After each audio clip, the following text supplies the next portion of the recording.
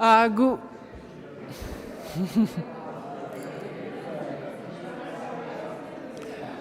Good morning.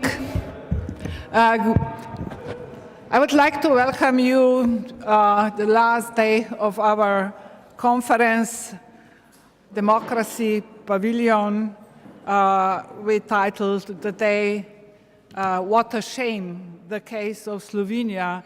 So the whole day is dedicated to the people who resist the actual non-democratic government in Slovenia. So we will start the morning with Otto Lutar, the director of ZRC SAZU, or Research Center of the Slovenian Academy of Sciences and Art. And then we continue with two panels, and in the afternoon we have two workshops, and I hope you all already put your name on the list which workshop you prefer to attend.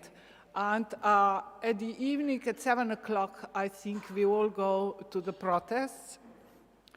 I think Kuba and Bogna, you've been already in contact with the organizers, and there is already the plan. So let me introduce Otto Lutar. Otto is, in his research, focuses on issue of history and historiography, philosophy of history, history of modern intellectual practices, historical revisionism, modern history of ideas, and cultural history of the Great War. In 2011, he was awarded the Austrian Cross of Honor, a recognition of his endeavors for improvement of collaboration between a research center and Austrian institutions in the fields of history, history of art, ethnology, slavistics, museology, and philosophy. Otto Lutar is member of the External Advisory Board of the Center for the Study of the Balkans at Goldsmith College, University of London, and member of the National Geographic Slovenia Editorial Board. He is the author of, or co-author of The Land in Between, History of Slovenia, then Red Dragons and Evil Spirits, Post-Communist Historiography between Democratization and Politics of History, The Great War and Memory in Central and South Central Europe, The Media of Memory, The Margins of Memory, and etc. So, Otto, the floor is yours. Thank you, Zdenka. Thank you for inviting me also as a speaker. I got the feeling that we are on a scientific panel when you went through my CV. Well, I'm here as a historian and not as the director of the center. And I was asked to give you an overview on the topic that's the title of my talk. Although I have to warn you, it's always very risky to ask historians to give an introduction into something, either to the theme or to the era. They usually are looking back for many, many years. And I'm afraid I did the same by using this image, although don't be afraid, I'm going to be brief. I need sort of the introduction to the topic. In my belief, actually, art is an integral part of mankind's understanding of itself and the surrounding world, and it has been since the very beginning. And according to our colleagues from our Institute of Archaeology, for at least 60,000 years. This bone flute you see here, and it was discovered a decade ago, some 100 kilometers to the west of Slovenia, then when discovered, caused actually quite a turmoil among archaeologists, because At first, it was said that the Neanderthals never produced any object of arts or similar. And if we believe that the Homo sapiens came to this region in 40,000 years ago, now either Homo sapiens arrived earlier or the Neanderthal was capable to produce things like this. Anyway, artistic expression of fear, horror, or joy was always part of human existence. Then again, already since antiquity, art has also been instrumental in critical reflection of social changes. Everywhere and always, artistic reflection has been mankind's response to and rebellion against injustice, repression, and violence. What is more, had it not been for the feelings of jeopardy or injustice and the reflections of violence, a number of noteworthy artistic contemplations would most likely never been existed. It is this kind of artistic contemplations that cause us to bear in mind the various iniquities, be it racism, wars, or your run-of-the-mill capitalist exploitation. When I mention these types of reflection, I have in mind more than just the well-known or famous historical artworks, let's say paintings, like the one of C.R.W. Nevinson, or let's say the poetry of Wilfrid Owen, with an emphasis on his brilliant poem Dulce et decorum est pro patria mori. No, actually, I'm more interested in a unknown or later known fractions of reflections like the later became famous lyrics of Strange Fruit, written by Abel Merpel and later on famous by Billie Holiday.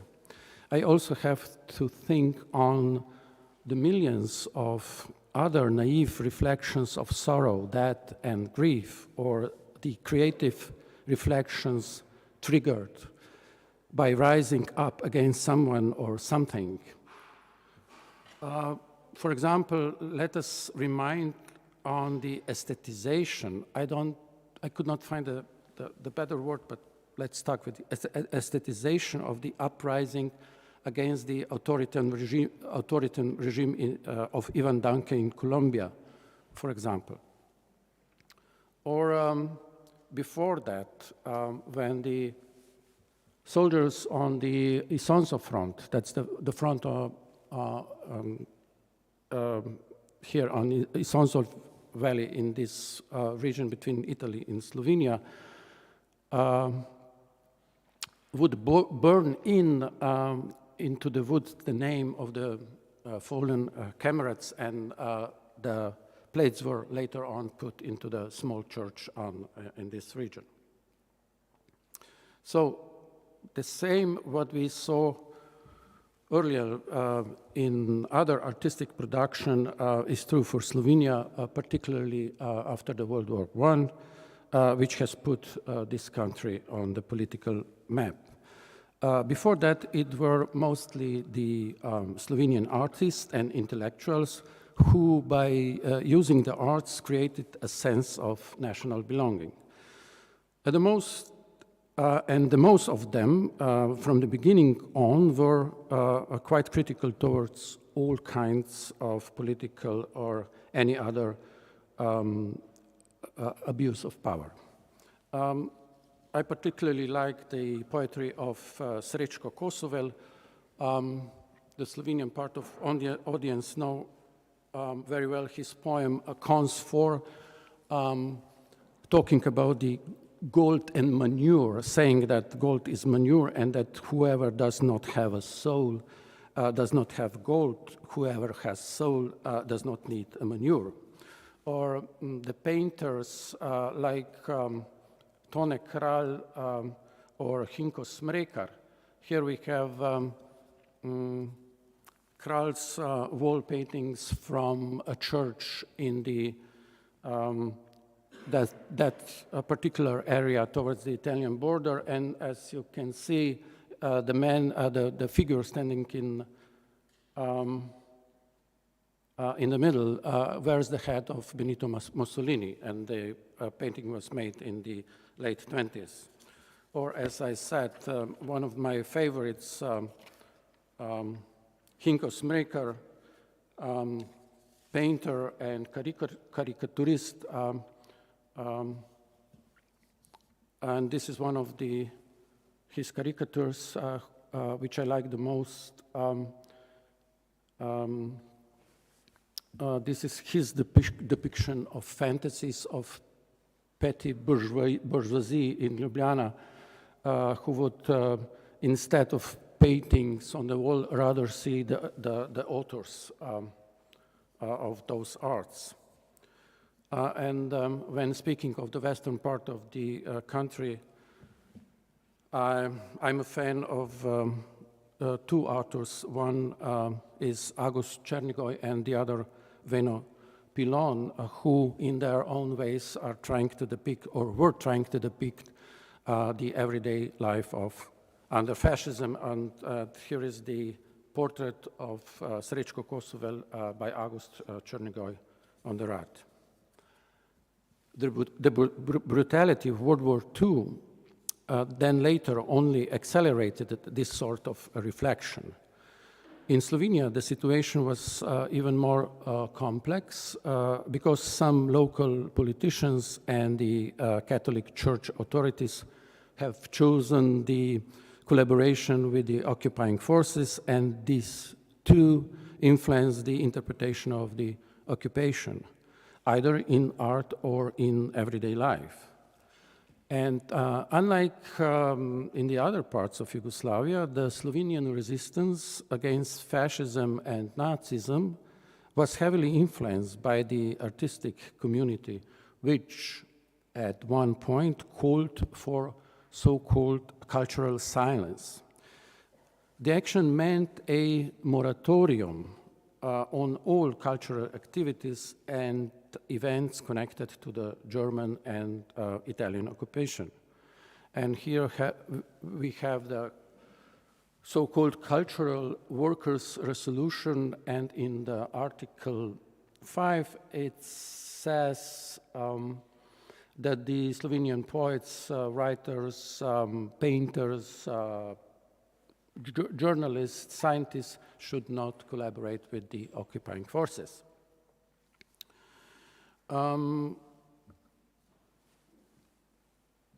Symbolically announced in the beginning of 42, this call for cultural silence was later on,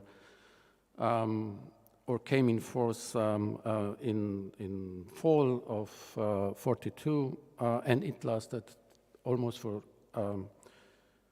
2 years until 1944, when the artists close to the occupying forces published their Winter Almanac. On the other hand, the cultural silence could or did not apply for the fighters or the members of the resistance or fighters in the partisan units, where a compelling artistic production had started during the first year of the war already, partly to oppose the Nazi and fascist propaganda, while majority of the works are reflecting everyday suffering and loss of family members, loss of friends, either killed or taken to the fascist and Nazi concentration camps in Italy, Croatia, Poland, Austria, and Germany. And here we have paintings that was made in '74, as you can see, but it was done later on after the sketches that the author made while he was in one of the Nazi concentration camps in Germany. And then the other one, a work by Nikolai Pirnat that depicts the way to the Italian fascist concentration camps in Italy. After the war ended, or in the first year after the war, the years were marked by social realism, like everywhere in the region, supporting the vision of the man, of the new man and the new world. Although in Slovenia, it lasted only till the end of the 50s or in the beginning of the 60s. Or it lasted until the first cautious critique of communist politics, primarily in the newly established literary magazines, one of them being closely connected to the first post-war alternative theater group, the Stage 57, and the magazine had the same name, the magazine 57, and there were many others like Beseda, The Word, or Perspectives.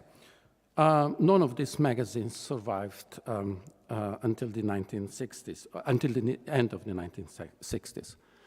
Although, on the other hand, it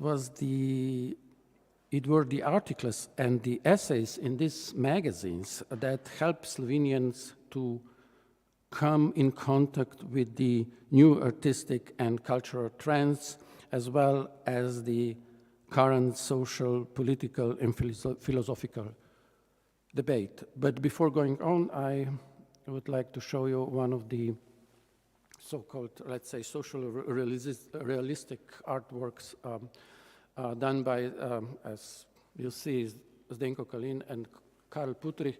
And since this particular work will be shown later on and discussed, I am going to leave it with that. And returning to the ideas that were promoted by magazines I mentioned, and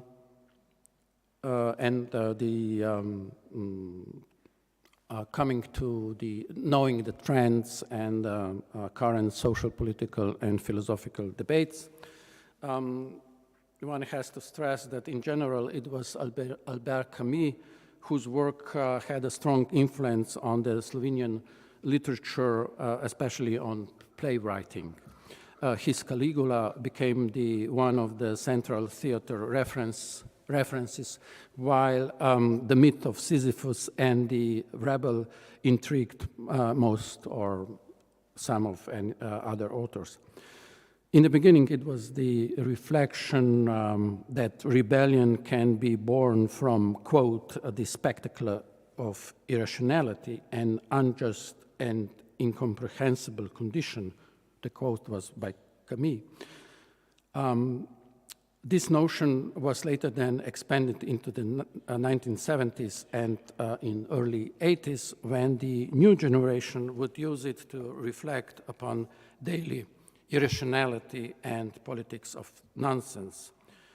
This was the generation who started to use the literary text for different purposes. In the theater, it were the members of the Scipion Nasike Sister Theater, established in 1982, motivated by Artaud's call for the to put an end to the subjectivation of the theater to the text, they set about radical reducing every dramatic work and replacing it with their own interpretations. In part, this was also influenced by their colleagues from the Neue Slowenische Kunst collective, who would use all kinds of slogans and short texts to promote their work. In the same time, the interpretation offered by the sisterhood wasn't just about reflecting a singular episode of the history of Slovenian nation, but rather the planetary themes of human lives, with an emphasis on violence, power struggle, and political of culture censorship. In that way, this particular theater group also helped to spread the idea that art is a weapon against all abuse of power, against everyone and anyone acting outside the ethical and with a disregard for an individual legal rights. Anyone threatening freedom, and in particular the freedom of art. And like Harald Seemann, some 10 years before them, they too have stressed the social responsibility of the contemporary artists. Knowing this, it is safe to say that, bolstered by the importance of art embraced by NSK system, the Slovenian theater experiment occasion of artistic disobedience, introduced already in the late 60s and early 70s by the artistic collective UHO, theater groups like Pekarna/Bakery and Glej/Watch, and some individual authors like Tomaž Šalamun. Here we have 3 members of UHO, and one of the right is Tomaž Šalamun. Šalamun's poetry has not only shaken the local literary scene, but caused real political turmoil. The lyrics, like the one from his poem Duma 1964, really shocked the political elite, who would call for action against the spoiled youth. And this is the time when this term spoiled youth come to life. From that time on, this term was widely used to denounce critical voices from the new generations, either students or any other.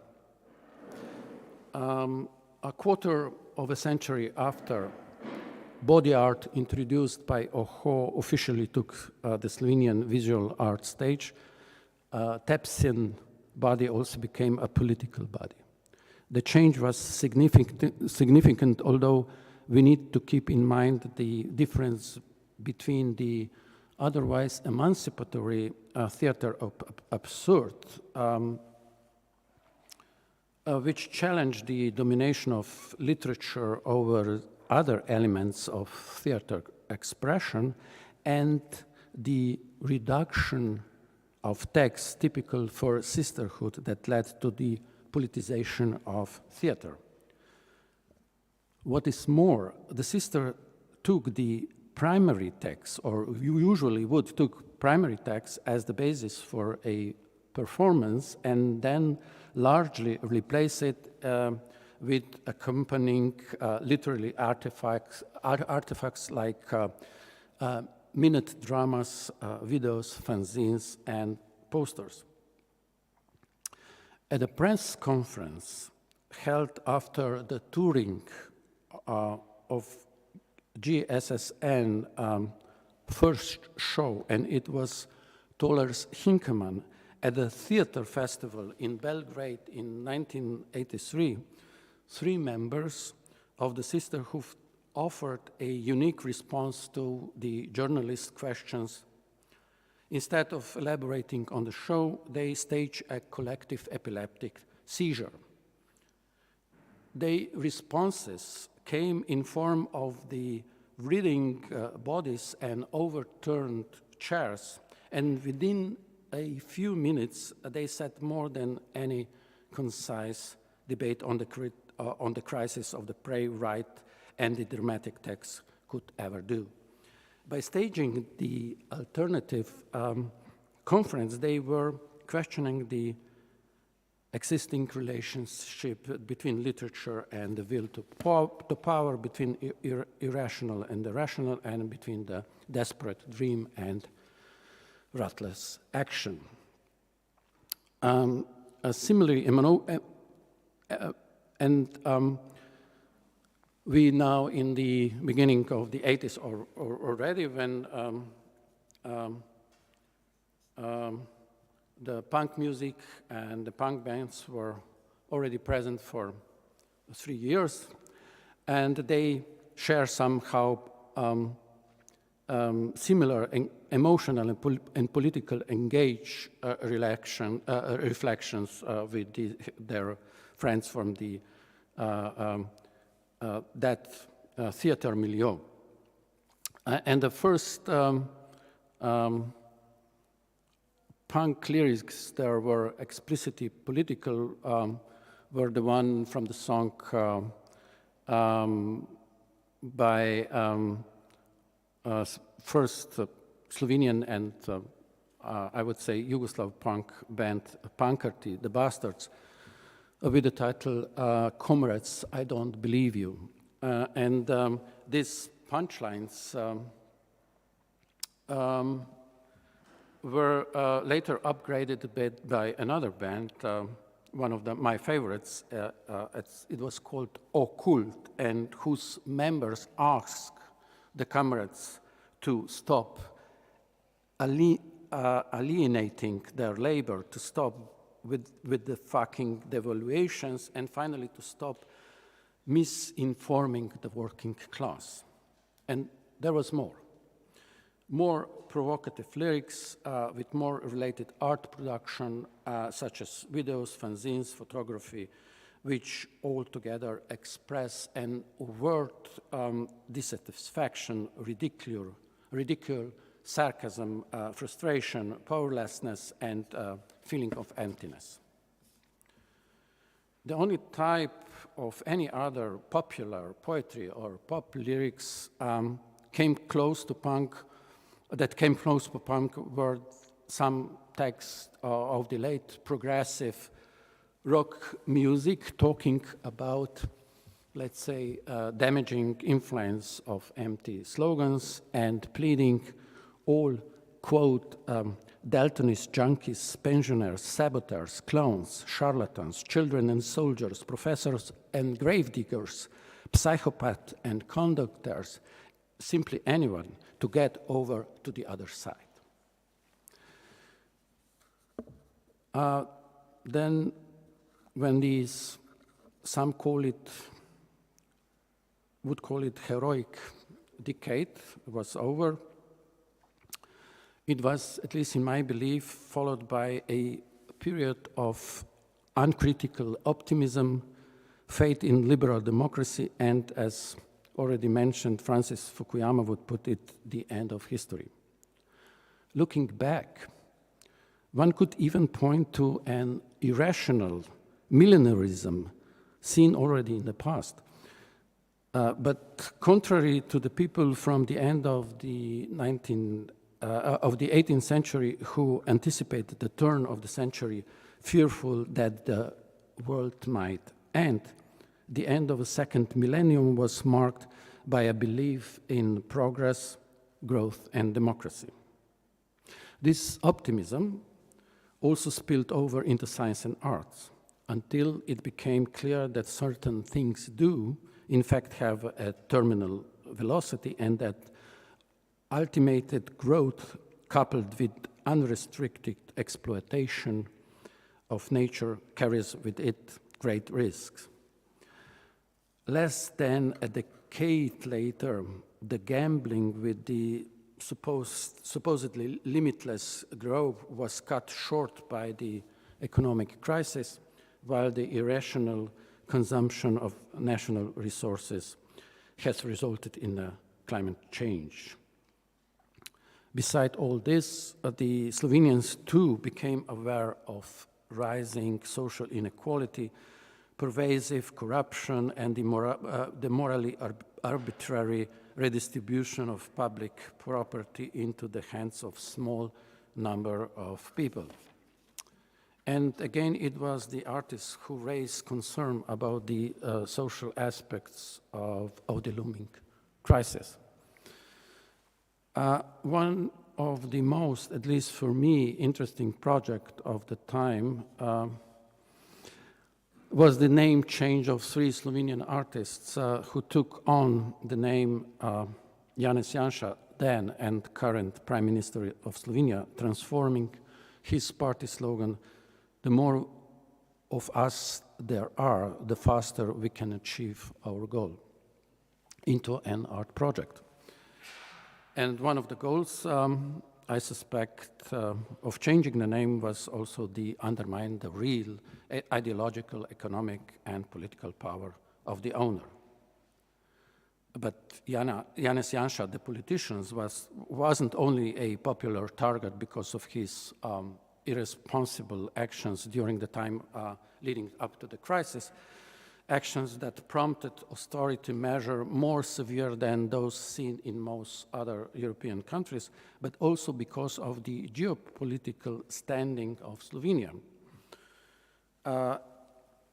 As one of my colleagues from the Institute, Martin Pogačar, would put it, already during his second term, it changed from a promising, the country, the Slovenia, it changed from a promising new democracy to an economically weak, diplomatically disoriented, and culturally insignificant member of the EU.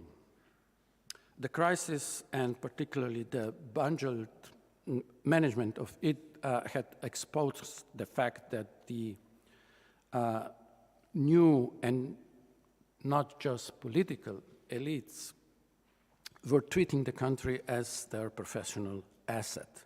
It became apparent that they understood politics as a clash of ideologies rather than the settlement of the common affairs. Yet again, it was the civil society that responded first, and once more, its entrance was replete with fresh, original artistic interventions.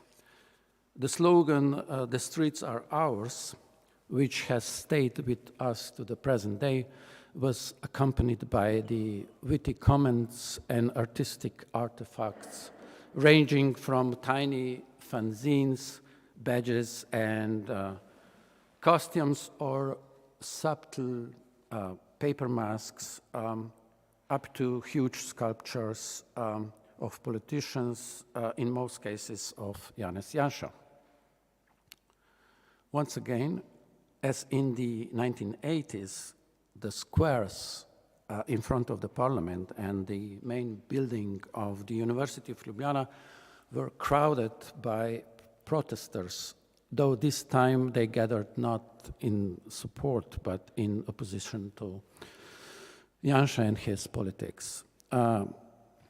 While the government replied in kind, instead of listening to the protesters, their members insulted and scorned them as left fascist.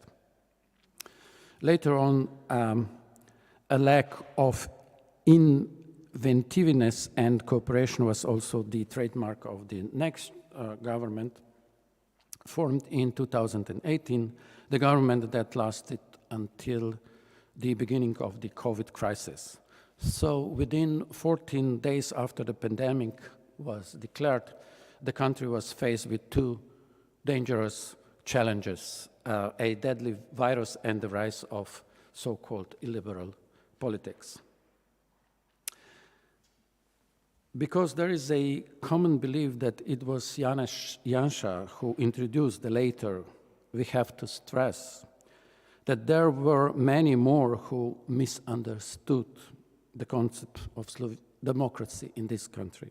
In the first place, it was the President of the Republic who started misusing the politics of common good by replacing it with the mediatization, eventization, and personalization of the political field that finally led to the depolitization of politics. In this way, the political, once again, was reduced to the semi-political pragmatism, similar to the one 30 years ago caused the so-called administrative genocide. As most of you here know, I'm speaking of more than 25,000 Croats, Serbs, Bosniaks, Macedonians, Montenegrins, who were being stripped of Slovenian citizenship in 1992. 3 decades later, the same agents enabled the rise of a Slovenian version of post-socialist authoritarian politics. And it was again the civil society who reminded us what happened 30 years ago. And it were again the artists who introduced the practice of critical documentary curiosity that enabled us to understand what was going on.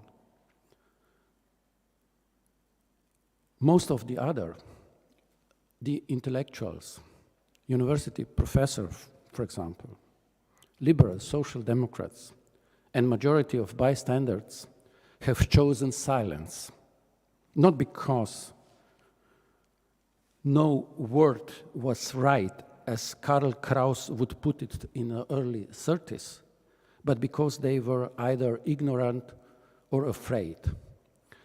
And there were a lot more of the later in the last 2 years as they were in 2013. Since today's program is focused on activities and the projects going on for the last 2 years, let me, before closing, offer you my choice or selection of them. I know it's arbitrary, but I just could not resist to do it. And the first one is the project, I believe from October 2020, when the non-group was used, the symbol of the protest, to make the channel, which is 400 meters away, much more interesting. And my really favorite, not just because of what's going on, but this is one of the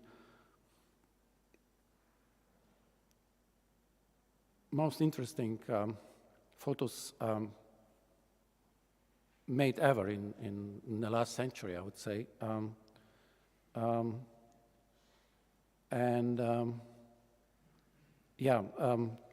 The Slovenian part of the audience already know it's the project reading of the Constitution of Slovenia.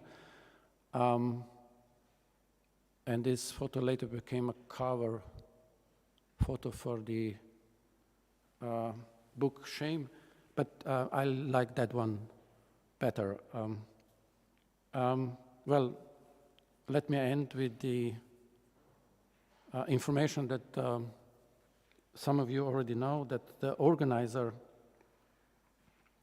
of this project and many others, Jascha Janul, recently was charged, I think, something like 34,000 euros for organizing this.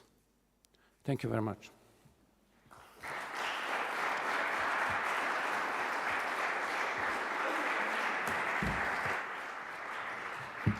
Thank you very much, Otto. What a nice introduction to the context of what we are going to listen and to, I hope also to support today, because there is an issue you mentioned at the end, and I hope, Sanja, you will, maybe you read it before, or maybe I just ask some questions and then maybe at the end. Okay. Or She can do it right. okay. Sorry. Daj kar. Kar daj. I mean, it would be easier then. Okay.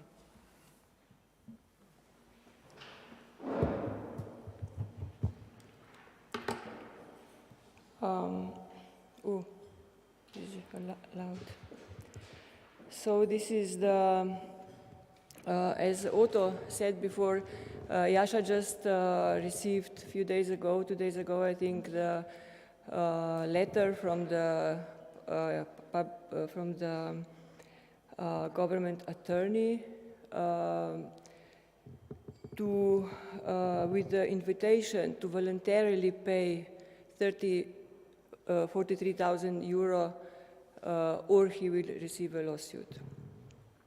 So the Institute of the Peace Institute, the Institute for Contemporary Social and Political Studies, along with the Legal Network for the Protection of Democracy, they wrote this statement, and I'm going to read the shorter and little bit adapted version, because it is quite in a formal language. So this is the statement that was sent to. This statement was sent to the European Commission, the European Parliament, and other international institutions that have been monitoring this agony in Slovenia for the last 2 years. The statement goes like this. This week, another major repressive measures was taken by the government when Mr. Jascha Jenull, one of the Friday cycling protest figureheads, received a call for payment before filing a lawsuit, in which state attorney, on behalf of the Interior Ministry, is calling him to pay more than 34,000 euro costs of policing the protest held on 19 June 2020. The senior state attorney called on Jascha Jenull to voluntarily pay the amount of the police cost for protecting the unregistered rally. Otherwise, she will file a lawsuit. The claim refers to the peaceful, spontaneous protest held in Ljubljana on 19 June 2020, which began with several dozen protesters, including Jascha Jenull, set on the ground in the Republic Square in protest against the restriction of freedom of expression and read the Constitution aloud. Prior to this drastic claim of costs, Jascha Jenull had already received 2 lawsuits from the state attorney in January and February this year for the costs of police guarding 2 other protests in 2020 in the total amount of more than 6,000 euros, sorry. The Attorney General, Mr. Yuri Groznik, announced that there would be 10 such lawsuits in total amount of more than 970,000 euros. So they are still to be given to somebody. According to the Legal Network for Democracy Protection, there is no legal basis for such proceedings in which the state attorney, on behalf of the Interior Ministry, accuses Jascha Jenull of organizing a rally that he did not register under the Public Assembly Act. The government claims that the non-registration of the organized rally caused damage because the state had to provide police protection. In fact, all anti-government protests since March 2020 have been spontaneous, unorganized rallies. These protests do not have an organizer as defined by the current Public Gathering Act. The comment to this act also clarifies that the one who supports participation in the rally, invites and gives instructions is not the organizer of the rally, but the initiator. If we follow the Ministry of the Interior's interpretation of organized rallies, it would mean that spontaneous rallies do not exist, because before each protest, someone somewhere decides that he or she wants to speak together with others. Therefore, the definition of the organizer is not related to whether someone called for a protest, held a microphone on it, and directed people, but to whose interest the rally was held. Friday's cycling protests are not held on behalf of an individual, natural or legal person. No person is publicly announced as an organizer. On the contrary, Yasha Ainul had repeatedly said publicly that he is not an organizer, but only one of the initiators. The protests are thus primarily an expression of mass dissatisfaction and indignation of the people with the way the authorities operate. Therefore, the claims and lawsuits against Yasha Ainul constitute an inadmissible interference with the right to peaceful assembly and with the right to freedom of expression.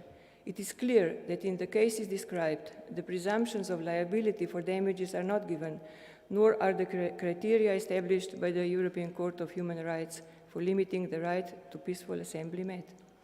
Moreover, the claim represents strategic lawsuit against public participation, so-called SLAP.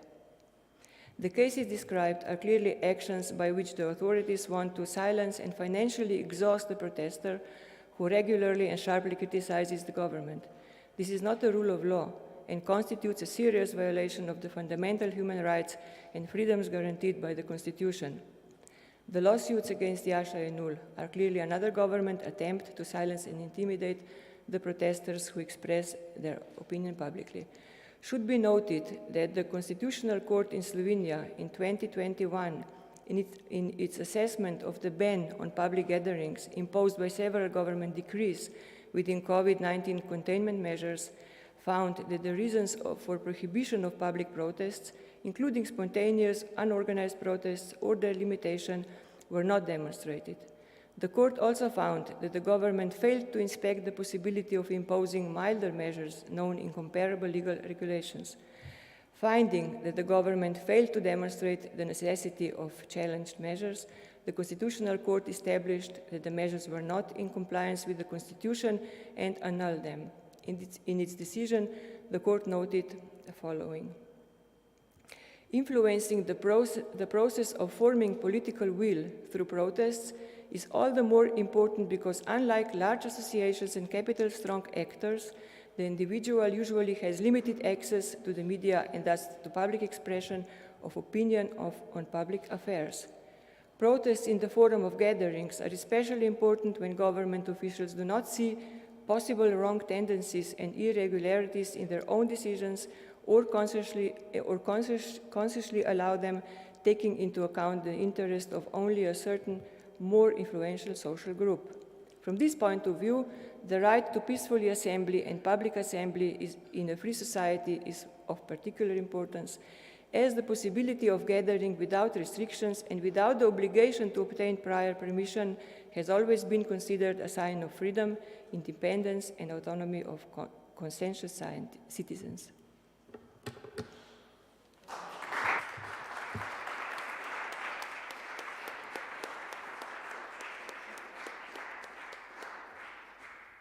Thank you very much. This is very important statement, and I would propose everybody to help to distribute internationally the statement. And before starting a discussion with Otto, I would also invite you if there is an urgent comment or proposal on what was just read, please. Maybe it's too soon. We have time, and all the day will be about it. And, you know, Otto, I like very much also the graffiti with the bicycles at the Gradaštica River channel, especially, you know, I think there is a very strong metaphor actually in that graffiti, as there is like, it looks like endless line of the bicycle without the riders.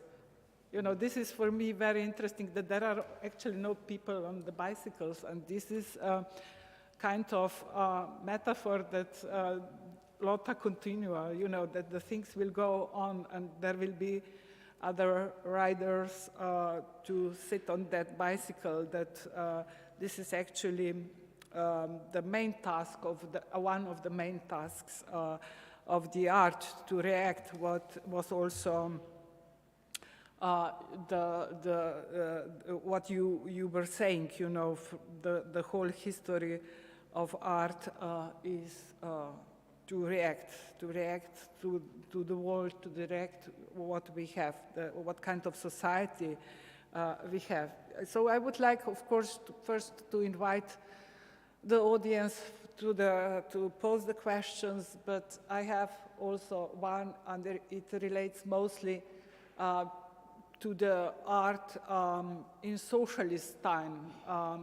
And I think it is very important to reflect on that period. It is very important because of the cultural war today and because of the war against the so-called cultural Marxists. So what do you think what this art was? You know, in Eastern Europe, in many countries, we talk about the dissidents. Would you describe the artists who were opposing or who were critical about socialist society the same, or there is a specific, let's say, Yugoslav difference? No, I would not describe artists as a dissidents. As all of you probably know, in Yugoslavia there were almost no dissidents. There was one formal dissident. His name was Milovan Djilas, who stepped out, and he was treated like a dissident. Any other were just, you know, people reflecting their lives. And if we speak, and once again, I have to stress, I'm a classical historian, not an art historian, and well, I understand, or I try to read art as any other secondary source, any other interpretation that was made on something, either violence or any other changes, could be also a very positive, you know, process. And this was different. We all know that being in the middle, as Yugoslavia was, 2 blocks, somehow through difficult political and geopolitical constellation, people would be allowed to go further than any other compatriots, comrades in the other part of the socialist world. Although this does not mean that in other countries there were no similar production. I mean, there is excellent, beautiful works, although the trigger is something else. Mm-hmm. You know, the trigger was also the, you know, understanding the situation in their war. And, you know, especially in Yugoslavia, there was this parallel system. We always knew, and I am of that generation who experienced it in full. We always knew that the official talk is something else what we actually have. So this was this double standard. And this was also part of the art. And this is something, I believe, that influenced the art after in the 90s. So people who were starting to do arts in the 90s had already had all the practices. You know, I actually believe that the socialist artists are more equipped on dealing with what comes next than any other, because there was always something to deal with. Although this is biased, I'm sorry, because in any other part of the world they have their own troubles. But still, I think more or less there was a peace and relative good standard of living. Now, again, talking about Yugoslavia. So what you need is to have means for life and, let's say, more or less normal life condition, and then a problem you have to deal with, or the troubles you are referring to. This is something that people in the other socialist countries, or in, let's say, in Africa or in other parts didn't have. So this was something that we forget when talking about socialism. So, and this was really, and being a federation of this 5, 6, 7, 8 different, let's say, ethnicities, however we call them, including Gypsies and the own Hungarians and Slovaks and so on, it gave not just the artists, but also the social critics really a very vibrant ground and situation to react to. So art was part of this. I'm very sorry, Peter, that I've used some of your time already. I was talking slowly. Usually I don't talk so slow, as you can see. But for this third of the audience, I was trying to speak slow also because to make you understand better what was going on in the last century. So, you know, if one decides to expand, to use this Brodelian sense of longue durée, of viewing the things, then you have to give the audience opportunity to understand what you're talking about. Yeah, so we don't have really much time. We started already with delay, and okay. So, but there is still time for a question or two. So, if there is one, please. Lahko. Yeah, that's. No, that's because of the streaming. Okay. Thank you so much, Otto, for this and giving us this long perspective of how art can work. Actually, I will just follow up on what two of you already said. So I would like to move discussion into institutional support and what we also heard last night about the market as an important agent now in navigating how art can be resisting or refusal or co-opting. So what about these practices? Maybe also in a comparison between socialism and today. So about institutions, infrastructure.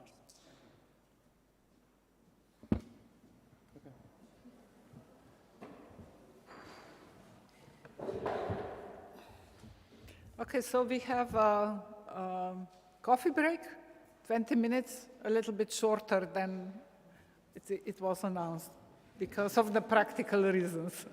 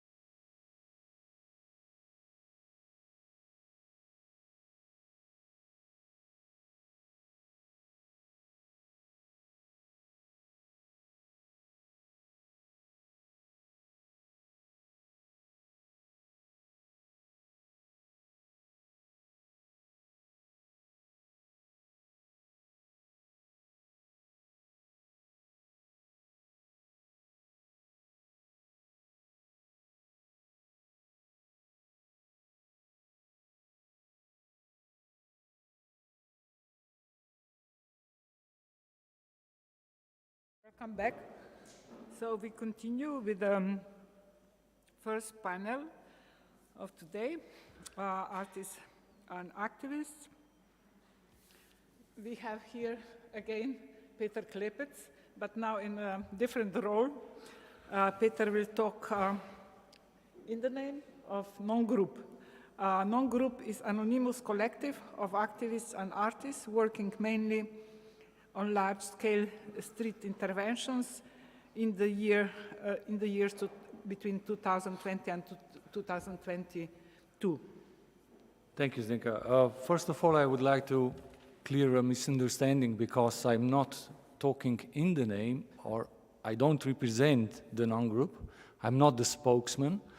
I'm here simply, let's say, as a reader. I will read you a statement by the group, by the non-group, and later on I will present just some of my associations with the book Shame, published in Slovene, put together by a non-group. I wouldn't say created, written, or made by the non-group because there are many collaborators. I mean, mass movement, police apparatus, etc., etc. So this group is put together. So first, a statement by a non-group. Non-group is a method of struggle rather than a collective. It is a means that materializes itself in each respective context and various constellations. It is a way of organizing that allows a group of affiliated actors to engage in a non-hierarchical communal activity and affirm their individual creativity. Our goal is to call attention to social injustices and the unacceptable erosion of historic rights. Just as we do not want to build monuments to individuals that embrace non-gruppa as their working method, we do not want to erect monuments to those before us. We believe in the communal and horizontal here and now approach. The history of the struggle is our inspiration, which we carry with us in our actions as a method, a memory, and a reminder. Reactism as an art form speaks for itself, and the context of urgency defines the final form and medium. We live in a time when the political class claims and distorts the interpretation of the social contract through acts of collaboration and the redistribution of the public good. A narrow group is gaining more with each day, while the vast majority is being pushed into poverty and robbed of their voice. It is art's duty to provide diagnoses and articulations that contribute to a public dialogue. When shame and repression emerge, we merely document it so that we, as a society as a whole, do not forget the concrete consequences and victims of such methods of oppression. We draw a parallel between this modest publication and the resistant press in the fall and winter of 1944-45. Culture was fully operative back then, and it gave way war-weary people at least a minimum amount of dignity and optimism that proved decisive in the most crucial moments and moved history away from the despair over that had been lost. Artists transmit the virus of freedom. The situation is a shame, and the method is resistance. In what follows, I will just present some of my associations as a reader of this book. Book Shame was published by ZRC Publishing House just recently, and as I said, it was put up by the non-group. As it shows by its very layout, it's not easy to handle. And the point is that the shame itself is not easy to handle. It is difficult to put that book on the shelves. Nobody has such big bookshelves, I guess. It is even difficult to hold it in hands and to read. So it is not an ordinary book. It is not a usual book. It's rather an object which is difficult to handle.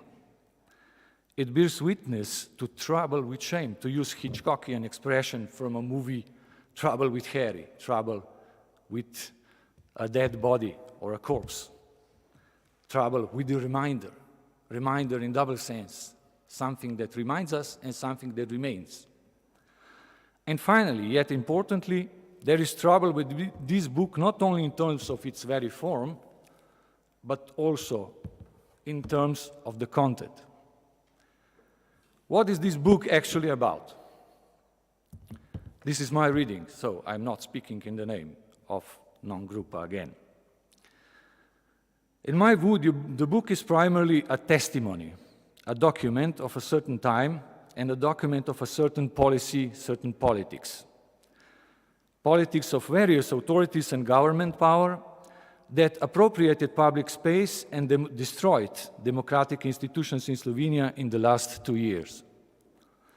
So it roughly covers that period that overlaps with the period of the COVID-19 pandemic, the period of the change of the government in Slovenia, and the period when the new government began its destructive march through Slovenia's democratic institutions, using and abusing the fight against the pandemic for its own purposes and means. It is interesting that the focus of the government was mainly, I am simplifying things, on 3 ministries: the Ministry of Culture, Ministry of Justice, and Ministry of Police. They are at the forefront. It seems that someone took seriously Althusser's thesis that there are ideological and repressive state apparatuses. In addition, as if someone would somehow pay negative homage to the forces of art and artists by violating legal and democratic procedures at the Ministry of Culture, etc.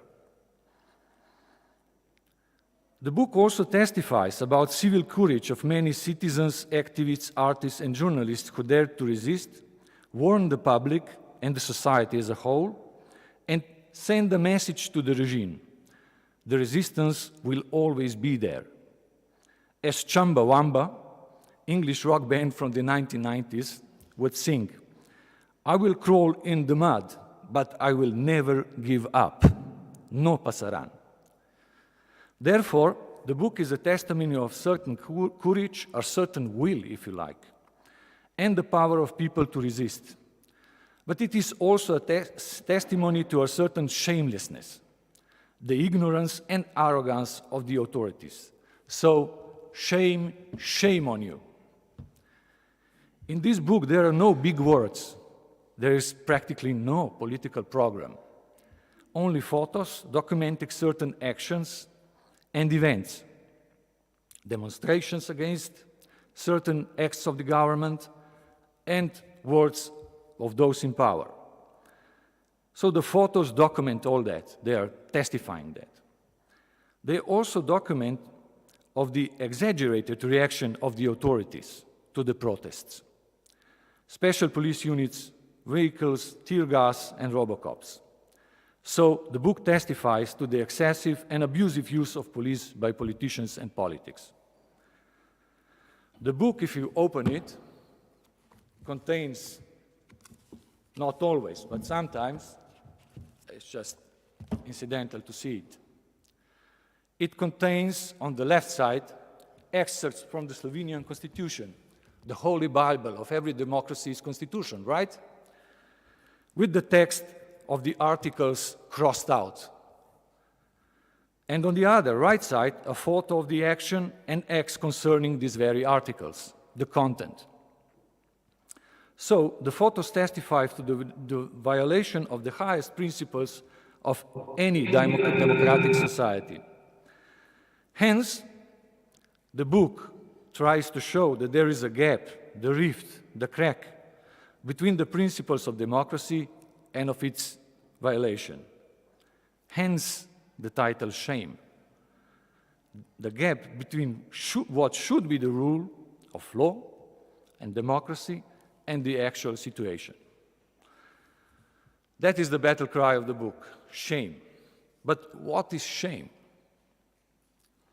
Shame is a feeling, an affect, that overwhelms us when we find ourselves in an embarrassing situation.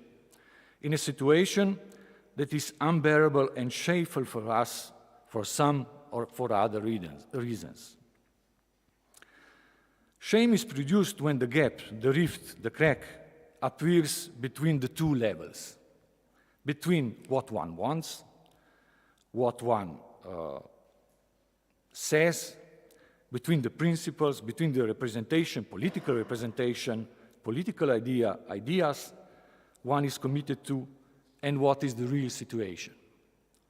This new crack, the emergence, produces the shame, and it also manifests the shame, in the strict sense, manifests itself as a bodily reaction, as blushing in shame or in embarrassment. Our immediate desire facing such a situation is to get out of such an unbearable situation, to literally sink into the ground, to disappear from the face of the world, or to die of shame, which is said to have actually happened a few times in history. According to Jacques Lacan, in his seminar 17, there has been at least one case in history. But let's leave that apart. Shame as an affect is something unpleasant, something uncomfortable, and something that one cannot easily bear. Because the shame itself is difficult and not easily to bear, there are various ways to escape from it as quickly as possible. Shame can first be averted by eliminating the very causes of shame, that is, the causes and reasons that embarrass us and make us uncomfortable. Hence the outcry and the call of this book and the resistant movement to everyone. Let's change the government, let's change the principles of the government, let's change democracy itself. The government is doing things in our name, and that is shameful. This government does not represent us all. One can deny and neutralize the very effect of shame by pretending not to be affected, by ignoring it, by blaming for it others, by not taking responsibility. Shame can simply be ignored, and this is called shamelessness, not feeling shame.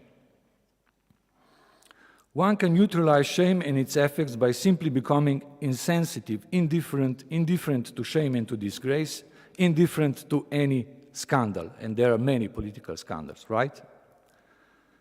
It is obvious that rudeness, brutality, ignorance, and indifference are on the rise lately. However, can society as a whole really afford to ignore the abuse of power, the dismantling of democracy? Can we pretend that these phenomena do not exist and as society bury our heads in the sand and wait it out to go away?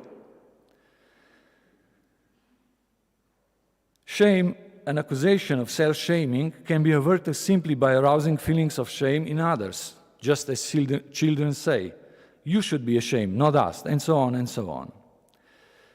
Sometimes this process leads to nothing but childish cockfights and arguments about who is more and who is less valuable. In this way, people are kept away from politics by saying that they, the politicians, are all the same in the final analysis.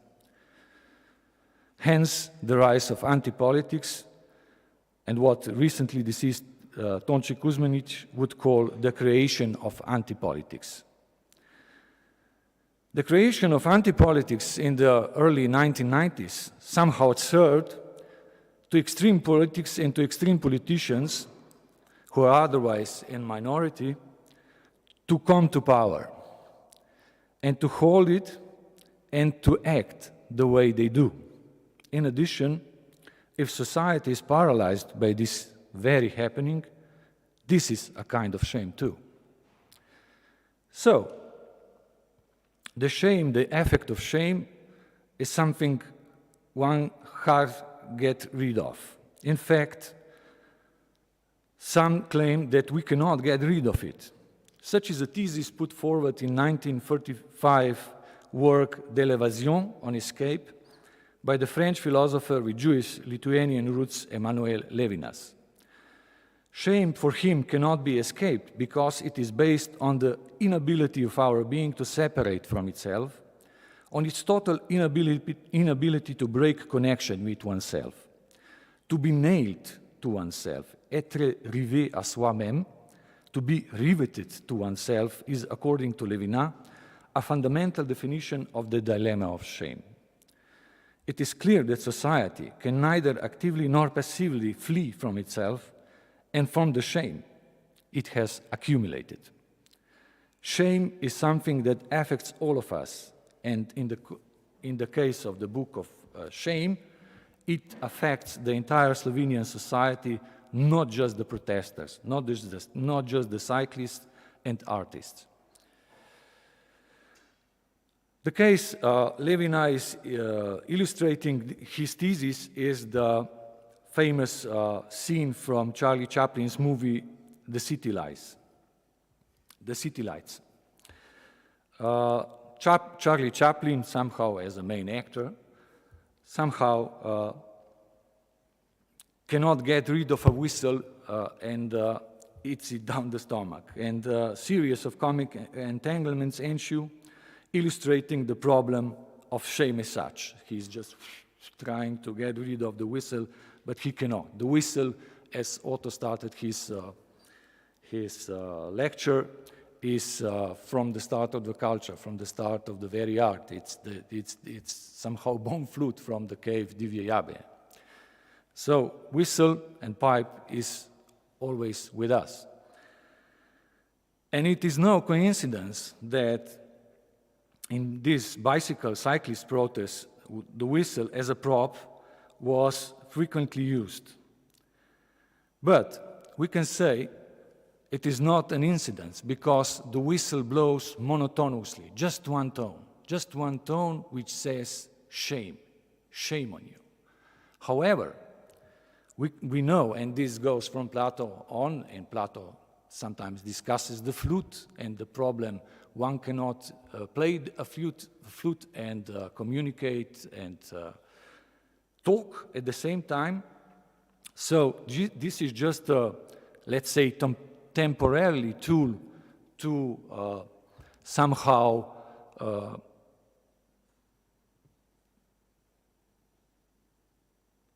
brought attention to a certain problematic or to a certain type of a problem. And this is just a means of a resistance which uses any tools it can. The resistance itself is not something we try to legitimate. On a toujours raison de se révolter. This is a French saying used many times, which means that there is no reason for resistance. We can always resist. Something can no longer be tolerated, and resistance occurs, of course.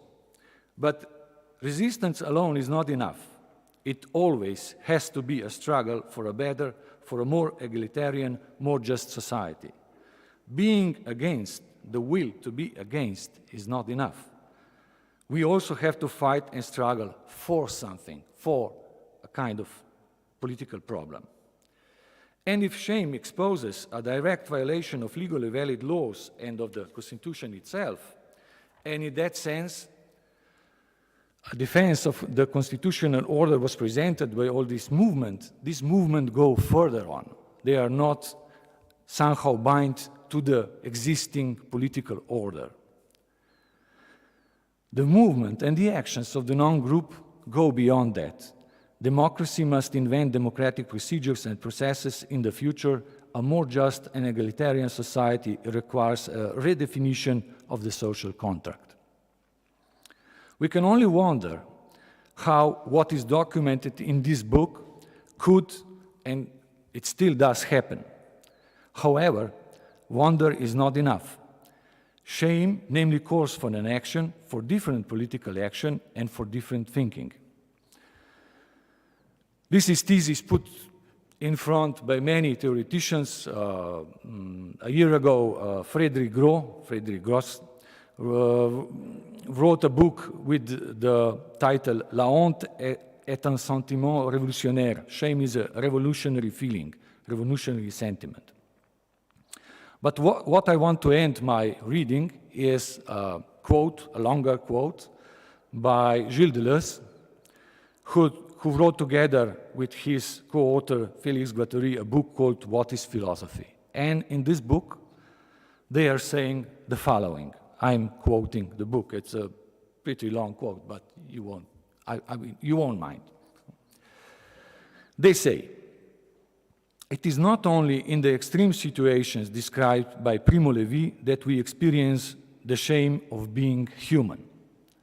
We also experience it in insignificant conditions before the meanness and vulgarity of existence that haunts democracies, before the propagation of these modes of existence and of thought for the market, and before the values, ideas, and opinions of our time.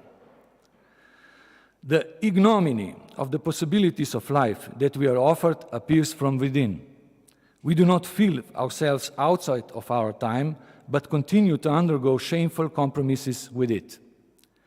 This is feeling of shame, and this is one of philosophy's most powerful motives. We are not responsible for the victims, but responsible before them. And there is no way to escape the ignoble but to play the part of the animal, to growl, to burrow, to snigger, to distort ourselves. Thought itself is sometimes closer to an animal than to a living, even democratic human being. If philosophy is rhetoricalized on the concept, it does not find the condition for this in the present form of the democratic state or in a cogito of communication that is even more dubious than that of reflection. We do not lack communication. On the contrary, we have too much of it. We lack creation. We lack resistance to the present. And this is Deleuze's idea. The idea that somehow philosophy, art, and science are three ways of thinking, of thought, and of action. Philosophy creates concept, and art creates affects and percepts, not perceptions, percepts. They are both creative, they both resist. One could say that philosophy and art fight together for a better world, in the name, I would say for Deleuze, of the peuple à venir, of the people yet to come. And they both try to escape nothing other than the shame. Thank you. We'll gather all the panelists at the end together for the questions and answers. Now we have a few seconds film, right? Before the next panelist of the non-group, right? Okay.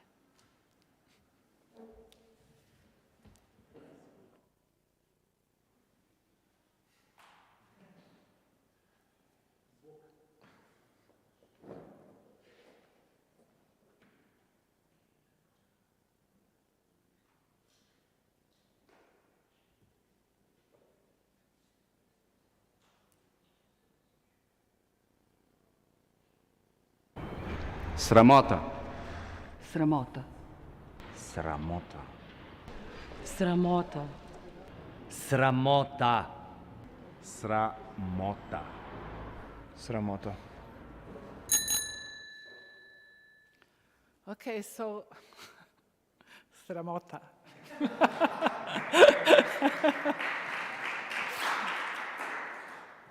So I would like to invite Jascha Jenul to present activities of the Protest People's Assembly.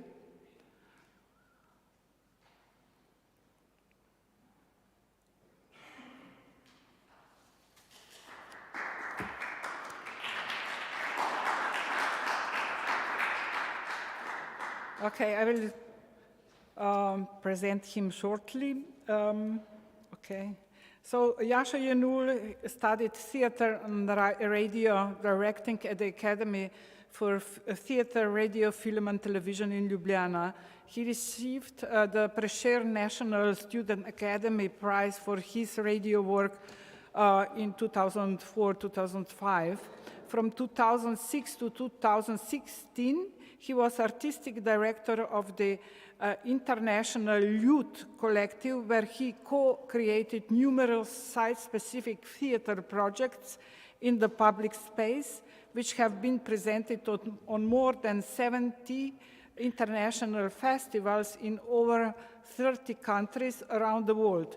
He has given workshops and masterclasses on interactive performance in public space, as well as speaking on many international cultural conferences, sharing his experience of art in public space, low-budget artistic mobility, and the practical techniques of interactive physical theater.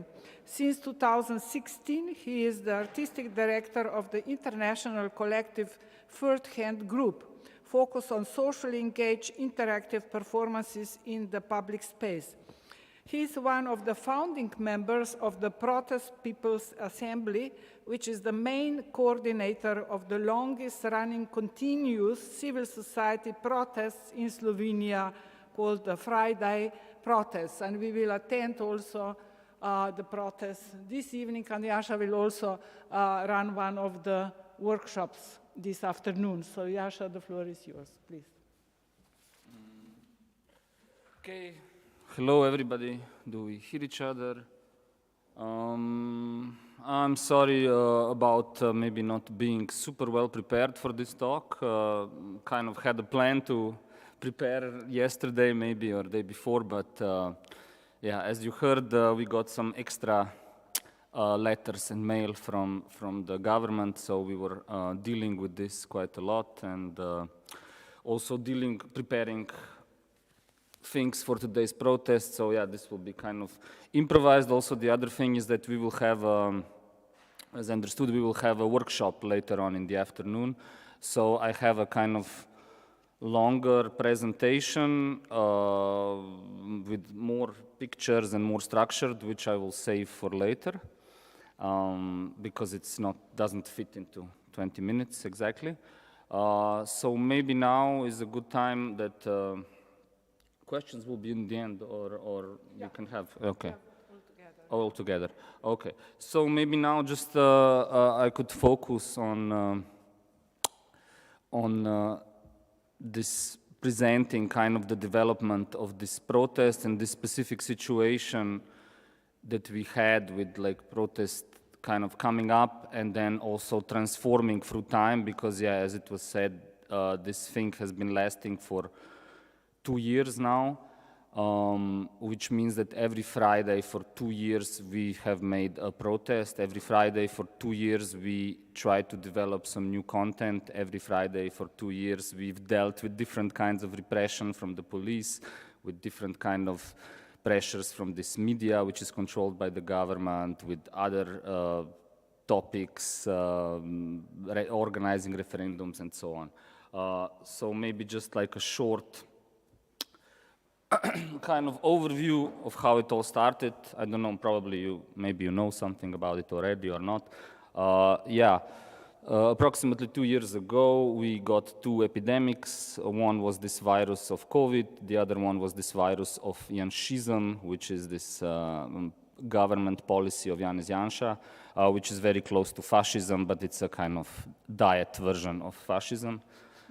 Basically, and immediately in the first weeks already it became clear as the government took control that they started to attack the freedom of the media, they started to make this kind of ultimative statements, they started to blame, and suddenly no kind of opposition was anymore tolerated in the political arena and so on, and it became quite clear, as well as the first already signs of corruption were evident with this buying of the equipment for the COVID epidemic, and there was already immediately a start of protests on the balconies against this government. Actually, there was one protest as this government was changing, but during the epidemic, first it started with protests on balconies. This was a time of the severe lockdown. Then there was some kind of individual actions which happened. I have to say, I was, before these 2 years, I was not really involved in politics. I was not following Slovenian politics on a kind of daily basis. The last time I was active in politics was in this political sphere of protesting sphere was in 2012, 2013, when it was this last protests against Janez Janša. I will speak in afternoon, I can show more stuff of what we did then. But yeah, somehow I found myself in a situation that I felt I needed to do something, and I went for a run, because recreation outside was still allowed. I went for a run with this kind of sign, which was a protesting sign, and I was visiting the parliament and other locations. And yeah, other people had kind of similar ideas. There was people who were playing protest badminton in this time on a symbolic location as well. Then there was, again, this kind of, how to say, everybody was stuck at home, so there was a lot of ideas happening. There was a suggestion how to protest in this time of epidemic was this footsteps, the leaving of footsteps in front of the parliament, which was designed as an action which would have not this element of people coming together at the same time, but still have an element of coming together or expressing this opposition to the government. And of course, here already it started with the extreme unwarranted repression by the police via, by the government via police, that people got fines of 400 euro for coming individually to the square and placing paper footsteps there. So this is already became clear how the government and the police will react to any kind of protest. As a very good solution to this, different kind of expressions that were happening, different kind of individual actions and so on. There became this initiative to have protests on bicycles, and this was like a kind of perfect idea at the time, how to kind of be epidemically responsible and at the same time express this anti-government sentiment. And at the same time, I think part of the reason why this protest on bicycles took off so fast is also because of the symbol of this bicycle as a kind of symbol of freedom, of being free, not being locked up in your apartment the whole day, being scared, but going out and moving through space, and not the police not being able to stop you without really pulling you down from the bicycle.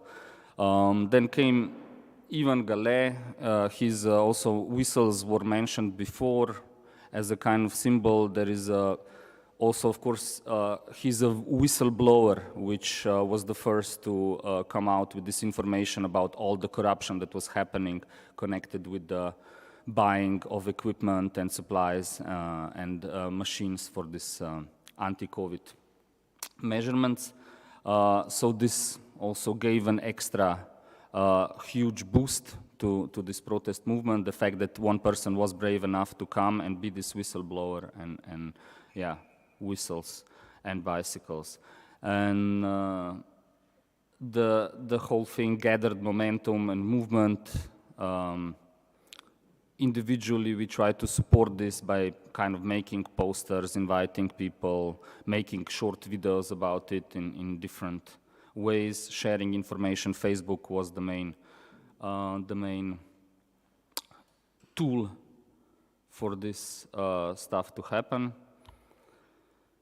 And yeah, people came from across Slovenia to Ljubljana, but also what was very kind of special and amazing was the fact that protest also developed in all, I mean not all, but let's say 10 to 15 towns across Slovenia as well, individual like self-organized bicyclings around smaller towns in Slovenia, which is something that doesn't usually happen. And traditionally the protest, anti-government protest will always happen in Ljubljana, maybe okay in Maribor if it's about some kind of tickets for radars and stuff like this, but generally Ljubljana is the place, but here it was really like a kind of cells popping up everywhere across, also in smaller towns, and we all know kind of have this idea. I mean, some of us can imagine that in a smaller town to go out and protest in this kind of charged times, it's more difficult, it takes more courage, basically, more determination. So this was nice. And then, of course, the repression also was all the time present and visible in different ways. This you can see here how half of this main square, which is called the Square of the Republic, is built off, blocked off by fences which had no practical purpose whatever, just to reduce the movement of people and kind of block this movement of bicycles. So this one of the actions which we kind of did. This was before this Protest People's Assembly was kind of officially established, but was this to kind of make an installation in this space, in this no man's land, basically, controlled no man's land between the people and the parliament. The text says, our property, naša last. It's also connecting to the tradition from 2012-2013, where this protests against Janša were using the same slogan, naša last, so it was a connection with this. And this was, done with chalk on the square. And then, we get to this absurd points that suddenly the police, which didn't know how to react the first time we did this, the next time they already got the instruction that writing with chalk on the floor is not allowed anymore in Slovenia. So I got personally like a punishment for writing with chalk on the floor, and then there was this whole debate also in the media, is it okay for children to do it? Yes, it's okay for children to do it, but it's not okay to do it in front of the parliament.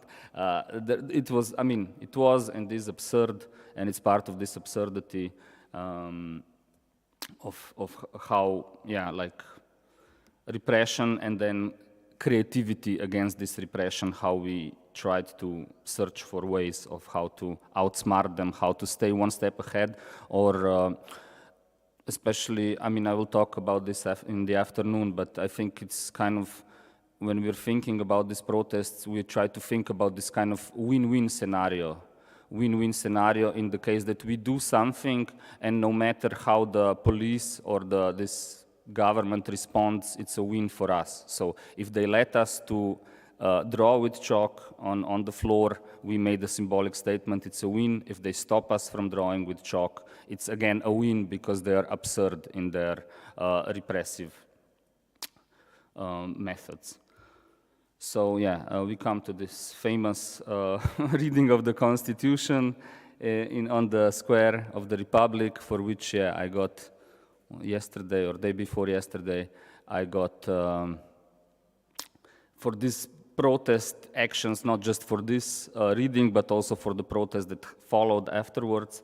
The bill was 34,000 euro, which we got, but again here this was the idea behind this action was that it's a kind of win-win action. So either they need to let us in this no man's land and we can stay there until the main protest and kind of occupy this no man's land, or they need to take us out by force, and this is what they did, and it was kind of a very clear visual symbol of what this government thinks about the Constitution, the freedom of assembly, the freedom of expression, and so on. Then, this is like a kind of side note thing here. The government realized that it needs some kind of also anti-protests against us, so they organized basically neo-Nazis and some football hooligans and some extreme right kind of people as a kind of not grassroots, but actually astroturfed initiative to oppose the protest. So their only motive was that wherever was our protest, they would appear and protest against us with these yellow jackets, like they were the yellow jackets, but of course it's clear they have there's nothing spontaneous about this, or actually it was organized by the government. At one moment, the Minister of Internal Affairs said that these neo-Nazis were pearls and that the rest of us were swine, you know, in this expression of swine, pearls before swine. Funnily enough, it became immediately clear that these are not just regular citizens. In the circle, you can see a guy giving the Hitler this Sieg Heil salute, and they were also covered with tattoos. So this was kind of not really a successful attempt by the government to kind of make their own anti-protest, and it also triggered, of course, yeah, this kind of anti-fascist, extra anti-fascist kind of flavor to the protests after that, with these flags and so on. The extreme situation came to the point that, yeah, people who were just driving bicycles on the way towards the center, this is like maybe 2 kilometers from the location of the protest, got stopped by Robocops, and their bags were checked, and they needed to show their identification 2 kilometers from the protest. So, yeah. If we are, I mean, this is what we are anyway, we'll say also today on the protest, but yeah, if we are kind of the total irony of this situation that now Janez Janša, who is the president, is condemning Putin, and the whole of Europe is condemning Putin for like cracking down on this peace protest. We have, the Slovenian government has the same exact goals. The only difference is that the methods are just a little bit kind of softer or more indirect, basically, not even softer, but just a bit more direct. They cannot afford really to beat with the sticks and like lock up everybody, but everything else than that they're trying to do. But yeah, protests continued, a lot of people. This is also maybe now where we can say a few words about how, because in our experience, or maybe also if you look around the world, there is generally a kind of, let's say, a kind of graph of how some kind of a protest is developing. There is a kind of inciting incident, and then people get upset, and they are coming, and then people realize, oh, it's people coming, it's more and more people, but obviously sooner or later you will kind of reach a maximum point, and then this this charge of the protest will start to go down, and people, if nothing is happening, then people lose interest, other things come, so you kind of get this falling down of this curve. What we really tried to do, of course, was to stop this curve from going down, to keep this protest going, to continue this pressure on the opposition, to organize this kind of call for nezaupnica, ne vem kako se reče, ampak to have a vote in the parliament for early elections, and trying to keep this mobilization going. So that was when it was also realized that maybe we need to provide also some kind of extra content for this protest, that it's not just people coming, driving bicycles in the same circle every week and shouting the same slogans, but that some more content is needed, and here this artistic content was very important, was a super bonus. People were making protesting songs. Here is also today with us Sanja and Brane from a Protestival group, which have been going on since 2012, 2013. They are on every protest basically in Ljubljana that is happening for whatever. They are there, and they are providing visual materials, visualizations of whatever this protest is, and they were also, very active since the beginning of this protest, and then even more so when we also had a kind of focus that each protest also was addressing one specific topic. So each protest was at some point like focused on one thing. This is a protest for the environment or against the Ministry of Environment, which is not the Ministry of the Environment in Slovenia, but it is the Ministry for the selling out of the environment. The Minister for Environment is a big stockholder of the main gas company and made a lot of money now in the last years by having all these stocks from the gas company. So yeah, we saw that it's needed to have a kind of maybe more focus, to have also some speakers. The big, how to say, let's say, the fear was that this protest will be also kidnapped by some kind of actors who want to use this mobilization to start a political campaign, so that there would be like somebody who's coming, like, okay, we will have a new party and we will base this new party on the protest. And we saw that if we leave this vacuum, that there is no speakers, then people are coming whose motives and intentions are kind of under question. So the decision was made that we should kind of better, that we try to provide as people who don't want to go into politics, whose intention is not to use this protest, but to support them, that the best is that we are trying to provide this content, speakers, music, sound system, etc. Posters, this printed, there was a lot of actions when there was printing of materials where people could go. And then, yeah, also this led somehow organically to the fact that as the protest went on, there was also criticism like, what do you even want, you protesters? You are just against Janez Janša. It's not clear, it's just anti, blah, blah, blah. So it was also became apparent that we can use this time, since we're anyway every Friday there, to think about the future, to think about positive, let's say, visions of the future. And so this concept of the People's Assembly, the Protest People's Assembly, it sounds terrible in English, but never mind, should be formed, and to kind of organize a people's assembly, which you can see in this. There is not many very good photos of it, but we had, I don't know, like approximately 10 different areas: work, environment, media and culture, basically all of the sections of society. We had, 5 minutes? Okay, super. All of different sections of society, and we had basically open discussion. People came with their own statements, with their own demands. There was kind of very interesting direct dialogue happening, and based on all this communication, on all these expressed facts which were coming directly from the people on topics that they were interested in, then we kind of formulated this smernice, guidelines of the People's Protest Assembly, which you can read in English over there in the back somewhere, as a kind of also document, as a kind of vision of the future. More repression, you can see, more repression. Then, okay, maybe one thing to mention, as winter came and as this, again, the second or third wave, or which wave of the epidemic came, we also moved the protest on bicycles. The protests were also on individual, in groups of up to 6, because this was the limit. We had also, this is example, again, individual protest, people with a distance coming in front of the parliament, and they each got a fine for just standing with an umbrella in front of the parliament with the sign which says government should fall. Absurd.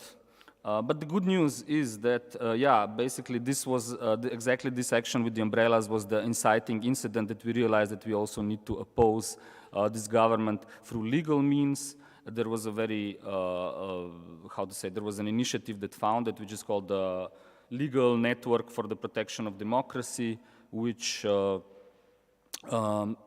which kind of formed in order to protect the rights of the protesters, and they were like taking over the tickets, punishments, and so on, like representing us, also me for this latest one, and so on, and also triggering a kind of appeal to the Constitution of Slovenia, which then the Constitutional Court of Slovenia found that, protests should be legal, should be not only allowed, but actively supported by the government, and at least we have this. For the end, just a bit more repression. I can show you a big square full of people, and the fact that, the important thing that happened is also that, and I will finish with this, is that as it became clear that the government will not fall before the regular elections, we realized that we need to kind of move the focus of what we are trying to achieve, and to at least take this crisis, in each crisis there is an opportunity, take this crisis as an opportunity to really try to connect the civil society. So this initiative, which is called The Voice of the People, was started. And this initiative now involves more than 100 organizations, NGOs, civil initiatives, and so on. This initiative created 138 demands to the political parties. And we addressed all of the political parties existing in Slovenia to respond to these demands, not just in general, but with their signature, with their stamp, to make an official, commitment that they will, if they are elected, that they will carry out these demands. And this is, of course, none of the parties which are now in power responded, but basically all of the parties which are not now in power, all of the parties that want to candidate opposition and new parties responded to this initiative. We have responses from them all. We are now moving in the next weeks, not only here in Ljubljana, but again, across all these places where protests were happening. We will have kind of actions on the field to motivate people to vote on the 24th of April. And we also created, based on these responses from them, a kind of online voting machine where you can go through these demands, decide which one are fitting with you, and then you get, as a result, which party has the most similar positions to your party, not only positions, but actually commitments, like we said. So in closing, this is what is this interesting movement, how it came from just some non-organized protest to a kind of really organized civil society working together, not only until this election, but hopefully and probably also after this election, to kind of get people, general public, more involved in politics, in active citizenship and elections, and more later on in the afternoon. Thank you very much, Jasha. So the next one is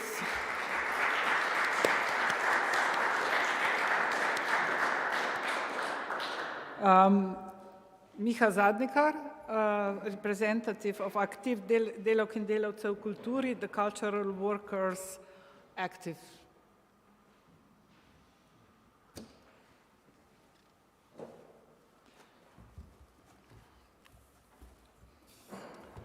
So Miha Zadnikar is freelance cultural worker, organizer, critic, radio broadcasting expert, cultural and social activist, columnist, lecturer, journalist, editor, performer, alternative theorist. Topics of interest: sociology of music, history and contemporary issues of jazz, improvisation, alternative culture, counterculture, subculture, underground, the history of the working class movement and non-authoritarian ideas, both Marxist and non-Marxist contributions to socialist and utopian thought, expert in the field of early silent cinema and music. Ran the Kino? Uho. Yeah, Kino Uho. Oh, this is some long CV. Yeah, it's okay. I can make it shorter, but Shorter version is somewhere. But basically, you made it, yeah. Okay, so just the last thing. In September 1903, he was engaged in an initiative that provoked and organized the squatting of Metelkova military barracks, continuing his primarily role as a PR activist. Program coordinator of the Gromka Club AKC Metelkova. Simultaneously, he started the Defonia concert series, presenting unbound music, which still runs today.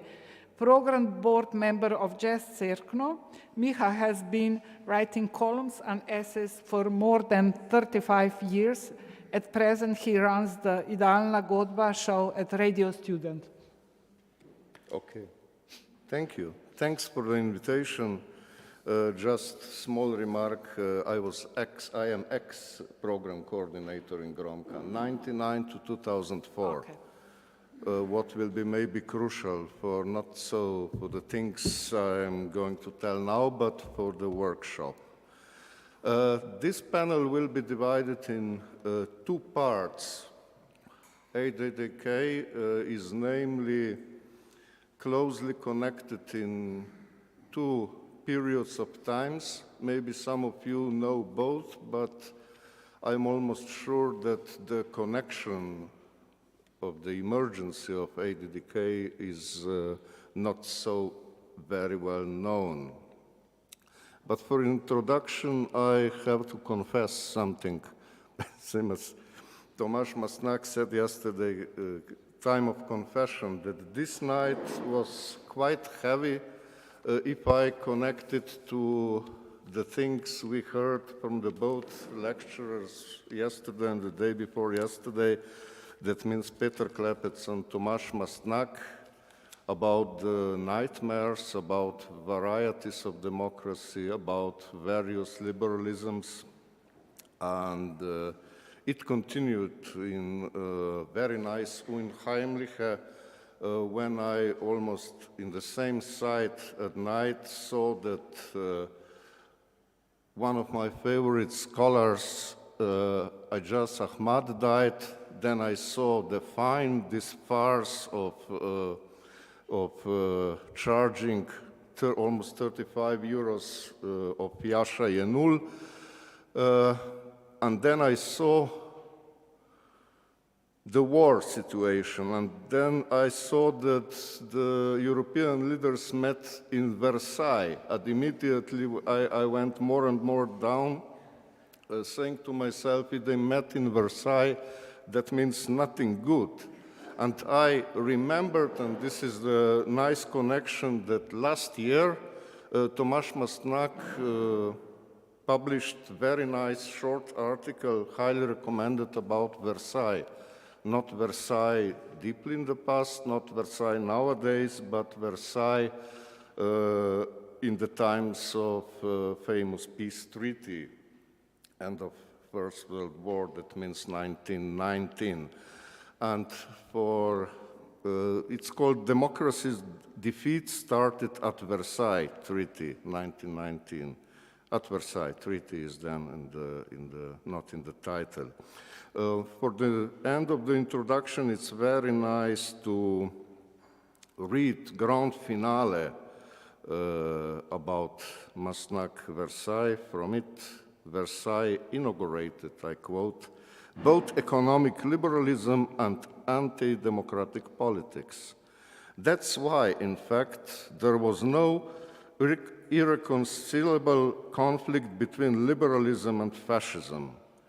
And it is why war was not to be averted so long as it was in the interest of economic power.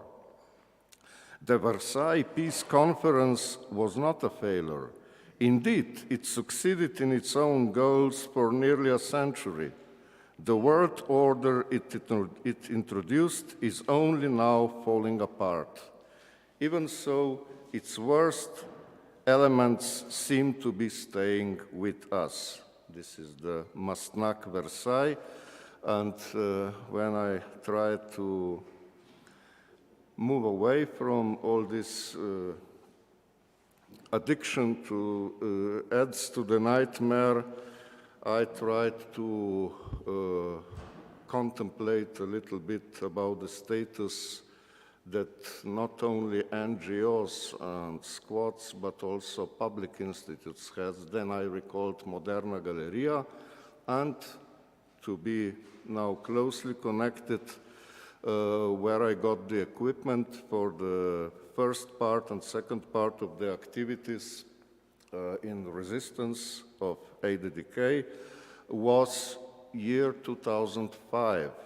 That was the first time tandem of nowadays Minister of Culture and Prime Minister appeared, and I was lucky enough, as I experienced it not only in the collective but also very personally, lucky enough also as I never in my life worked for the NGO, but I worked for the extremes. That means for the public institute, public state institute certain time, and for the squad, for the place, even with counter-economics, counter-culture, a lot of underground, etc., etc.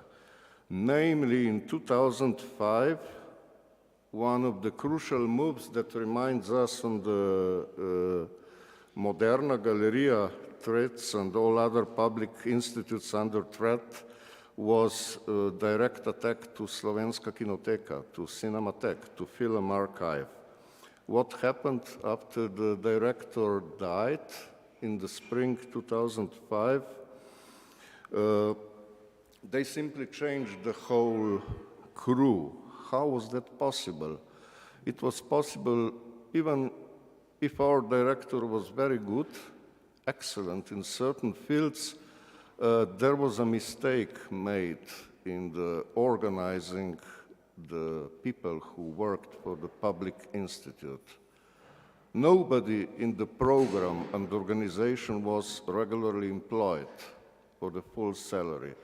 The only crew that was employed was technical department, archive, operators, but nobody from the program. And I think this is very good school that such things mustn't repeat in critical situation, and in this sense it was very easy to demolish all Kinoteka, what is now, last 10 years also, again very good and very active, but in the period of time of the tandem Simoniti-Janša was for sure totally different, and the great decline and the great darkness of the Institute. Another action happened in 2006 after 1 year of defending the small building on Metelkova, which was also demolished by the direct action from the government point, because the inspector for constructions claimed that nothing is wrong, and that we knew information from the first hand that something is going on. This little house was a beautiful atrium, actually located north from Club Gromka, and it was built with a German craftsman and craftswomen collective called Axtund Kehle. Not only that, it was supported by Faculty for Architecture. Not only that, it was supported with food for workers for 1 month and with drinks by the Embassy of Germany. And in the middle of the summer it happened, and I think this is a very, very good Stimmung, if I recall these two extremes, these two actions, when they were, let's say, not so radical. I mean, Janša and Simoniti are there today, when they are attacking the cultural field in all the variety of organizations. That means not only alternative culture and public institutes, but also, as we know, NGOs. This I see as the preparation period, and this was quite good equipment to think about what to do in the first period of epidemics. That was quite early in March 2020. Now, please, we will have some film behind. What will be on the screen is basically a slideshow of nice activities of ADDK, merged with other protest initiatives and movements, and working alone. But this first period I mentioned, the very first period that appeared almost in the middle of the March, is a kind of prehistory of ADDK, which is very important. Maybe on this level some terminological stuff. We left in English active, despite it's not very common. Some suggestions were also council, then it was some remarks that councils are not active anymore, that it's not like it was 100 years ago with Rete and Soviets and so on, and with Yugoslav Svet, with councils nowadays. So we left active what is quite understandable to everybody. This first period is the introduction and totally different as later activities. One more remark, all the photos presented here are made by constant present photographers, Željko Stevanić, Bojan Kranz, and Janez Zalaznik. They are constantly on the street for 2 years, now preparing for celebration of the 100th Friday and more. But this first period is strange. It's totally different as what happened afterwards. This first period was the time when we were closed at our homes, and it was initiative when I was attracted to this mid-March, started by the names, by the persons, figures that sound very familiar to you, and majority of them are from Art History Academia, Custodiat, or curators. Everything started with Maja Megla, Urška Comino, Urška Jurman, Bete Žerovc, Marko Jenko, Vladimir Vidmar, Petja Grafenauer, and Andrej Srakar. Not all of them were left after 1 month, but the work was so heavy, as it's totally understandable that after 1 month of such a work, it's too much, it's total burnout. What am I talking about? This group initiated actually 2 things.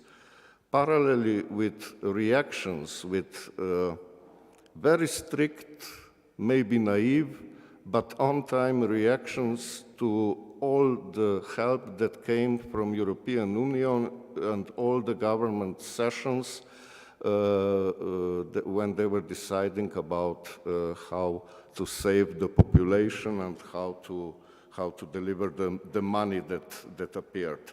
We were observing it through the point of culture, but of course equipped with a very, very special style and a very special mode of work. That means not only quick reaction, but also all the time kinds of researches where a lot of help came, how small world it is, of one of the founding members of the Mirovni Institute, Peace Institute, NGO that works on Metelkova number 6 and celebrates its 30 years and something. That was Sašo Gazdic, who worked in administrative in Brussels, and he offered a lot of information what was actually going on, so we were able via this connection to have very good insight how the money is divided and delivered in the fields of so-called creative and cultural sector. From the first moment when we tried to set the position of a communication, certain people with their family names and names are asking what is actually going on and why these finances are not delivered in a way that they should be, that there are good examples in the neighborhood, even in Croatia, etc., etc. The style of work was very special because we decided to respect everything what Vuk yesterday mentioned, from public sector to NGOs and to most vulnerable workers in the field of culture. That means for those people who are precarious, not even this, who are working on the contract, and we were demanding at least some answer. Of course, there was no answer, but the researchers were really good. We were lucky because Andrej Srakar was with us, who is one of the rare experts in economy, not only here, but it's very difficult to find economists who understand what is going on in cultural politics from the point of view of following how the transactions are going on, what is the amount, and how this amount is divided through decades, through months, and etc., etc. This was very helpful also that we learned in these weeks to being familiar with specific language, so we were able, with the help of some lawyers, to really respect also the language of law. We had the language of economy and constant demands that were covering not only the most vulnerable, but also asking from day to day more aggressively for the answer, and of course there was complete ignorance. What is very good in this group is that Urška Jurman was, together with Betty Gerodes in the first term of this march, so good in this that they were able to establish collaboration with the Red Cross of Slovenia and open the whole fundraising for the cultural workers that are in crisis and unable to pay the bills and etc. To survive this so-called first, and then we saw also second and third wave of epidemics when there was quite enough money that these people were able to survive. And I must say that the committee that was looking, and is still looking because the money is still there, looking for checking the applications is a really good one.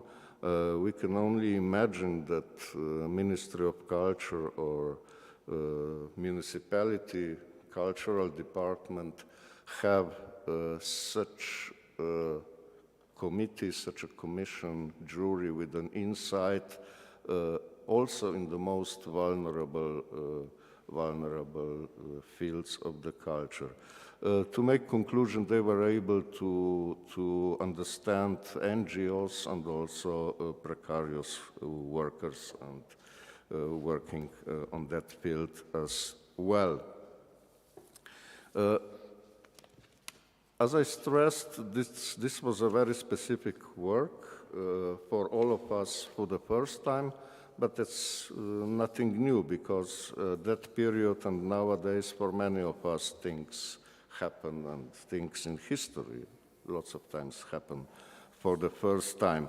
And it was a very good school that connected this experience with the first public explanations and trying to send the results of our work to media and to the public, because we already around the end of March we had very good proof via all the papers that were rolling around in the government that the cultural question was solved in a social way, not in a way that it should be in the cultural field.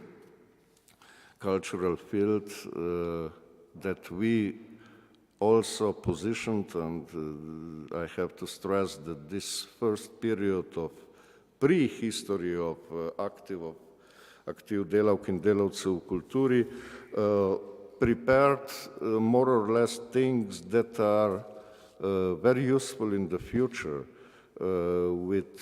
With some calculations and older books of Andrej Srakar, we were able to see very clearly that it's quite enough of finances in the cultural field, in the field of life culture and arts, just that it's divided totally on the critical point that it's beyond believing.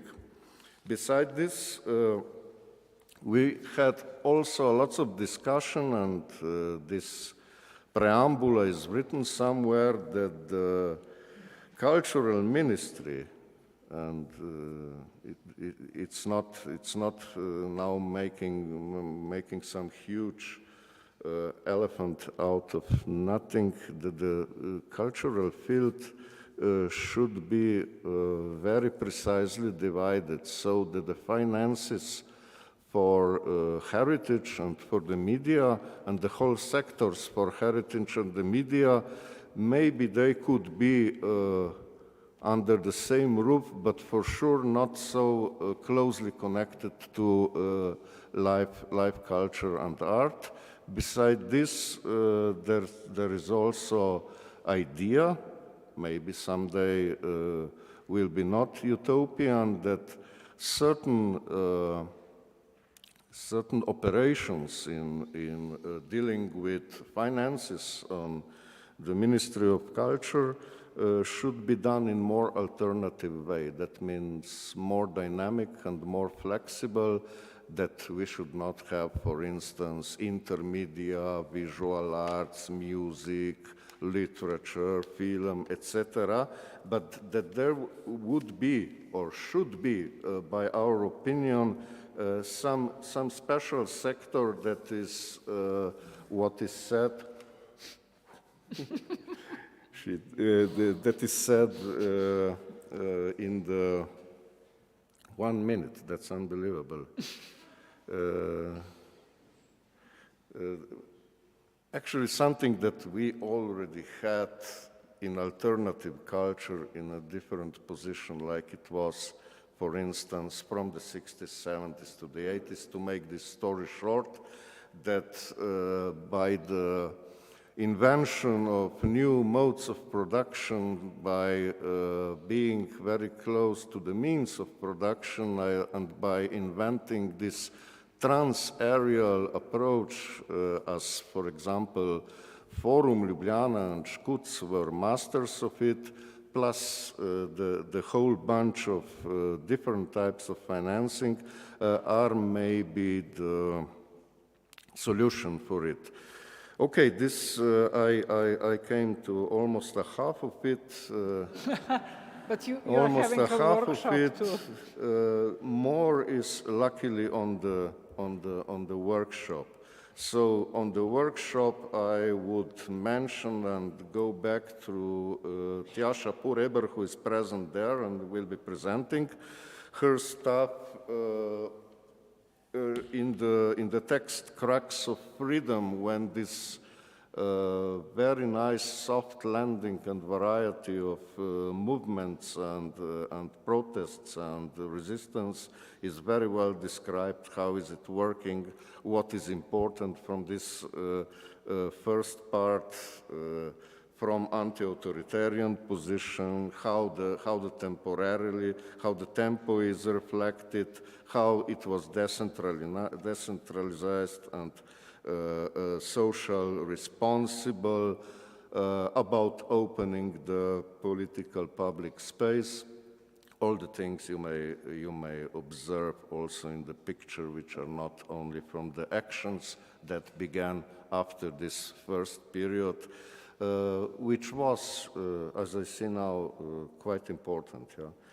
Maybe on the topic of our learning from March 2020, I should mention that we are lucky that our colleague from Sociology of Culture here, now professor in Buffalo in the States, Katja Praznik, is a great expert on positioning things like they should be, from the Marxist social reproduction to the paradox of unpaid artistic labor, as it's the title of one of her books. Highly recommended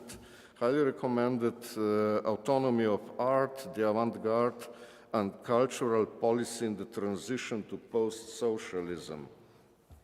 Another one is recent, from last year. It's called Artwork, Invisible Labor and the Legacy of Yugoslav Socialism. This is Katja Praznik, and this is basically where the style emerged. That was something we were very proud of. Style that was understandable and appropriate to all, even the most vulnerable subjects of the protest movement. What I think it's very important if you present such tricky fields like life culture and art. Thank you. Thank you, Micha. See you later at the panel here, and then after the lunch. So we'll gather again for a short time. Yeah. No. We have a video presentation which will go without me representing the speaker. So can we just start?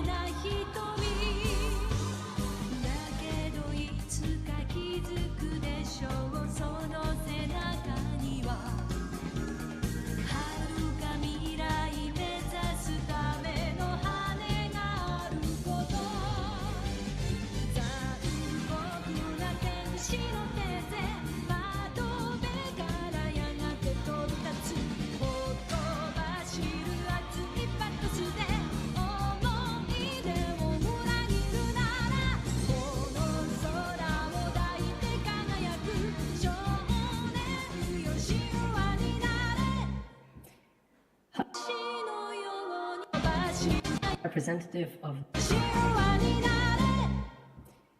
Hi, I am a representative of the Vladazlom Collective, which is a meme page, basically a grassroots meme page that does political memes. We run a couple of different channels and different social media accounts. So Instagram, most noticeably, Facebook, Twitter, YouTube, and TikTok as of recently. What we mostly do is post funny pictures, right? Political memes, mostly visually entertaining, pleasing, but with maybe a subtle message and critique aimed against the government. We also make GIFs sometimes. Sometimes we also do YouTube videos. So, for instance, if you want to see 10 hours of our president riding on a yacht, feel free to go to our YouTube channel. Very relaxing stuff. Or if you have trouble sleeping, you can also watch 10 hours of our president listening to him being worshipped by his constituents on his private TV. So also very relaxing and entertaining in slow motion. And sometimes we also do Instagram filters. So these are the first, on the left you can see one where you need to catch the thief by blinking your eyes. On the right side you can make our Prime Minister and the Minister of Environment cry, because it was related to the a referendum on water that we had in the summer. We also have an annual Twitter competition for the selection of Janšist of the year. We select, I think, 16 competitors, known propagandists in the circle of the SDS party, and we put them together to see, we put them together and people can vote on whoever they think is most responsible for this year's best propaganda stuff. This year it was won by Uroš Urbania, the president, the director of governmental agency for communications, UCOM.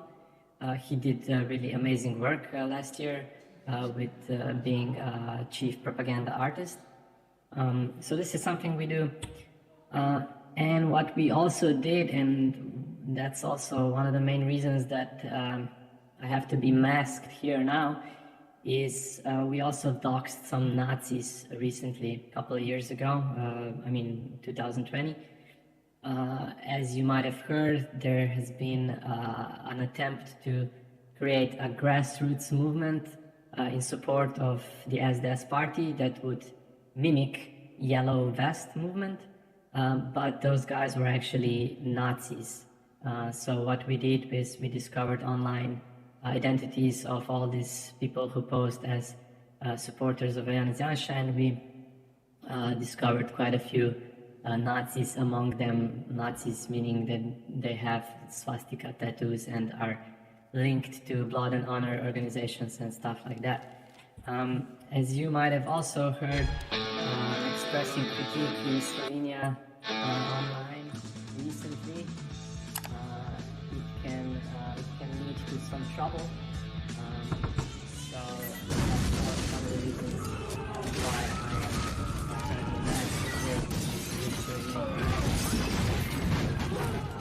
this is a short example of what happens if you talk dirty about our Prime Minister. As you might know, the journalists, politicians, even online trolls are being persecuted for expressing funny tweets, I would say, critical tweets against the government, against the police. These are examples of one journalist and one ex-politician that got fines and subpoenas for hearing. One journalist is being threatened by jail time. So this is all pretty crazy and intense stuff that's happening right now, and I'm sure on other panels you'll be talking more about this. But I'm going to be asking here today on this panel the question: can jokes bring down governments? So jokes, as you might know, are a very cheap and effective way to spread a message, to spread an idea. Some might say that it's an open source weapon of the public. They're very cheap and easy to reproduce. There is no shield that can guide you that can guard you from a joke. They can become a truth that's unsaid but still hangs above politicians' heads. So they can be very effective. Although I have to say, they probably cannot bring down governments by themselves. And Lord knows we tried with all of the jokes possible, but against such a mighty opponent as our Prime Minister currently is, with him basically emulating everything that Trump did in the public discourse, in the political discourse, bringing the political culture to previously unseen low levels. Even with all the scandals and all the affairs that have embroiled this government, we have still not managed to get rid of him, even with all the activism that's been going on in the streets. I'm sure you know that today is the 100th protest, Friday protest, and civil society has been very much engaged in trying to get rid of our government, but without any real success. until now. So I guess we'll have to wait for the election to see the outcome. But maybe jokes can at least help along the way. This is an example of a meme that was produced by an American artist, Brad Trammell, during the presidential campaign of Joe Biden. So this meme was banned from all the social media platforms, basically. You couldn't upload it, you couldn't replicate it, because the government, the campaign of Joe Biden was so afraid of this meme that they, this is a pretty unknown fact, but similar to the way they censored the leaks or like the discoveries from his son's laptop that the right-wing agents were pushing. Similar to that censorship that happened before the election, it happened with this meme also. Now this seemingly innocuous meme they were so afraid of it that they actually pulled the lever on automatic censorship. So Instagram had a block based on the image itself. You couldn't upload this image. So that is unprecedented stuff, unprecedented censorship, and this might be an indicator of that the governments can be afraid of jokes. They can feel threatened by them, at least. So that's positive. But the other way of looking at things is that since jokes cannot really do much by themselves, they might be a way of providing some respite on this terrible reality that we live in now, provide some comic relief, basically, while we're getting crushed by this booth. As our democracy dies, at least the role of a meme artist is to provide some humor as that happens. Although I would agree that this shouldn't and is not the only case, and I would like to look in the next few moments on some different aspects of what memes are and what they mean in the political discourse and what their role is nowadays. So first off, memes as art.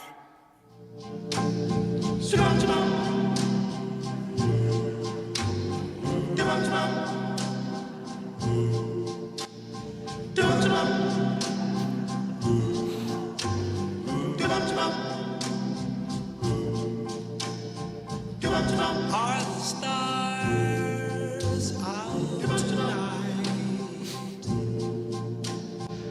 tonight? I don't know if it's cloudy or bright. I only have eyes for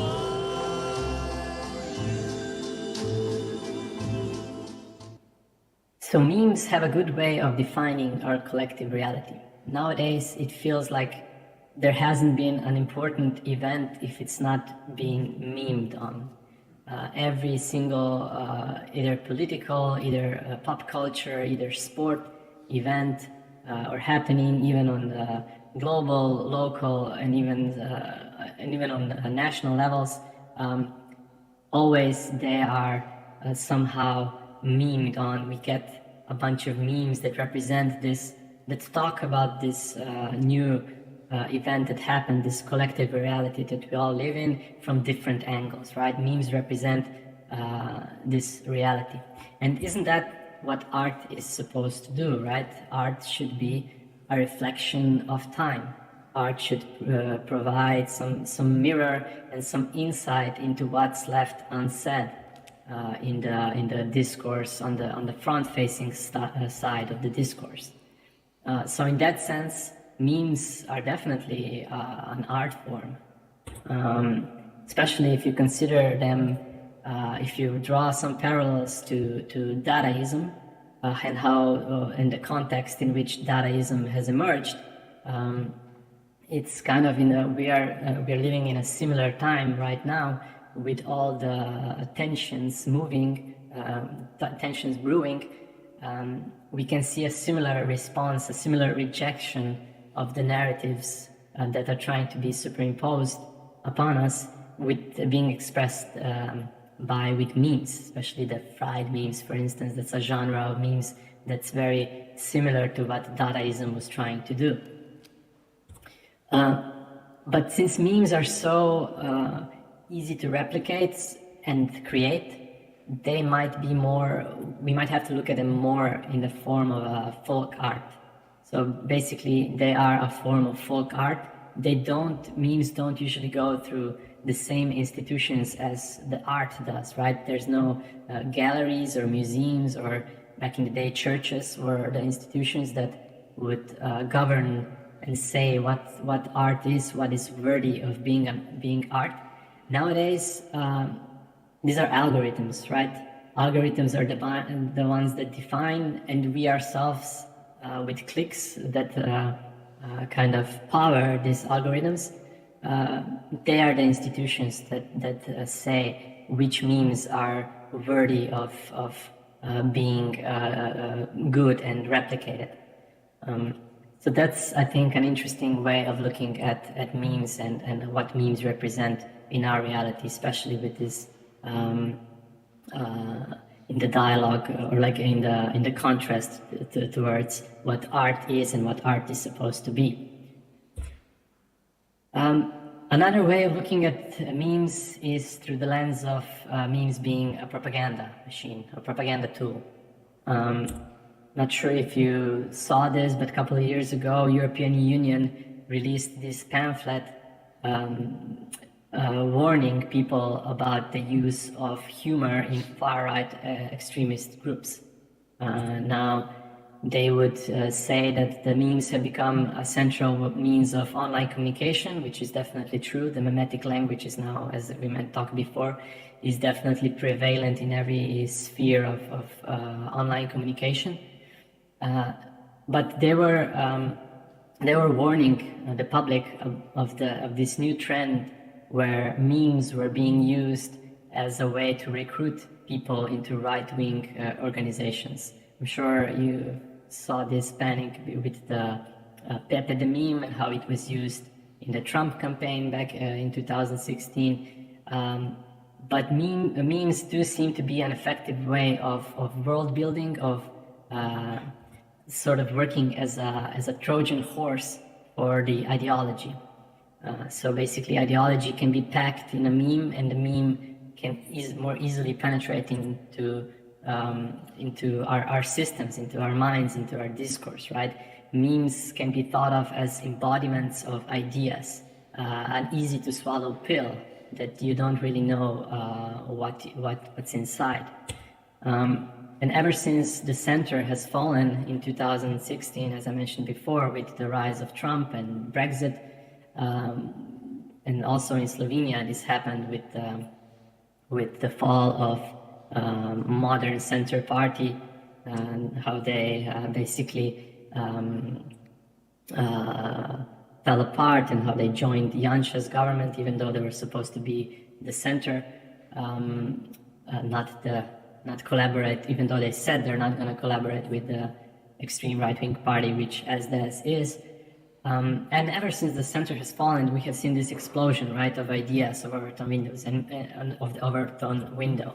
And memes were there to sort of guide the way, or sort of push these different sorts of ideas into forefront between left and right. So if you think of the overtone window as what is acceptable in our discourse, in our society at the moment, if we align it with left and right orientations, we can see that what's typically in the center is usually what's described as common sense, right? And everything else that's outside of this sphere is defined as crazy stuff, right? Or like nonsense. Susan Stewart says that nonsense is the opposed category of the common sense, and this is a way that we establish our reality, right? So everything that's common sense is real. What's defined as nonsense is something that's not real. And what memes do is that they attack this common sense. They use humor to penetrate, as I said, with the Trojan horse, to penetrate and attack the common sense and expose the weaknesses that are in there, in our common sense thinking, right? They're very effective with that. And by doing that, they blur the lines between what's common sense and what's crazy, right? They kind of, if something is not common sense anymore, then that means that the crazy stuff might become more common, right? There's a different topic about saying what's crazy and what's not, but this is the way that memes can work, political and ideological memes, and this is what European Union was basically warning us about. So the danger of a meme tapping into a collective memory and transforming the outcome of a starting point to a different end, right? Memes are very powerful with that. And this is an age-old thing, right? This is nothing new. This is plain old satire, right? This is, in ancient Greece, they had this, they already knew this about this form that combines humor with criticism, right? And it's very effective with spreading the ideas. Satire aims to entertain and amuse, but also to reform and inform our audience. And this is exactly what memes are doing now. While they're entertaining us, they're also informing us about world events, about positions, about ideological positions, about what we should find acceptable or not. But memes can also, in that sense, especially in that sense, they can also be an effective way of activism. This is an example. This Gotov je was a slogan and basically a meme that started the riots of 2012 that led to the fall of Janša's second government in Slovenia. We had this major uprising in Ljubljana and Maribor and other cities. And they were all sort of, they all had this image and this slogan in common that was reproduced easily, and it was sort of a rallying cry. It means, Gotov means he's done, right? So that was basically, we could say that was an effective way of a meme becoming a powerful tool for activism. And something similar is happening right now with the slogan, "Let's go Brandon" in the United States. As you might have saw, this is basically, Trump adopted this slogan, and this basically means "fuck Joe Biden," but it's they're masking it with this slogan because of what happened in this NASCAR race. But this is now their rallying cry. They're saying, "Let's go Brandon," but what they actually mean is "fuck Joe Biden," and this is something that unites them. It's also sort of an in-joke. So the people who, now everybody sort of knows it, but it's also a very good thing for society building, for building relationships, is to have your own mimetic language, your own jokes, your own style of humor. So that's something that's happening in the United States. So I have firm belief that the revolution, whatever the revolution is going to be in the coming years, will be memed. I'm sure it will be memed upon later on, of course, but I'm sure a meme can also have the potential to start a revolution, perhaps. Now, I'm not talking about a simple image, obviously, but something in the lines of rallying cries like this, or slogans, or images that have the power to really shift our ideological ways of thinking, our current ways of thinking, and to shift them towards different direction. Remember that Overton window graph, so maybe some things need to be realigned in our society. Now, my role is just basically doing my part. I'm interested in these things. I'm exploring this stuff, also trying to contribute as much as I can towards this informational warfare, or whatever you want to call it. It's not exactly much, but I would say it's honest work. I have some fun doing it along the way. And what I'm also really happy about is that a lot of new meme pages have been born in Slovenia in the last 2 years after we started, that also help with shaping the discourse and shifting the discourse into some other way, mostly towards the left, thankfully, away from this right-wing fanaticism that's embroiled our country and a lot of other countries. So I feel like it's good that we have this army, basically, of memesters that can help with this. Although, as I said before, we are not gonna bring the governments down ourselves, but maybe we can help along the way.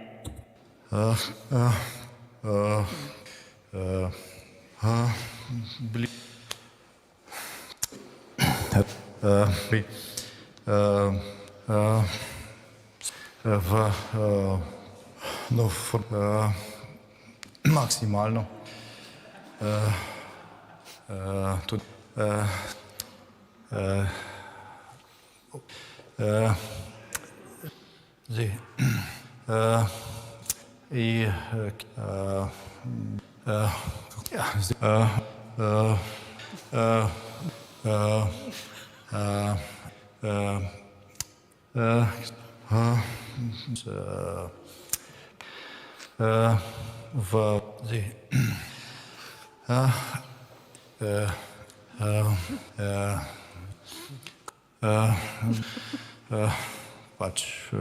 Yes.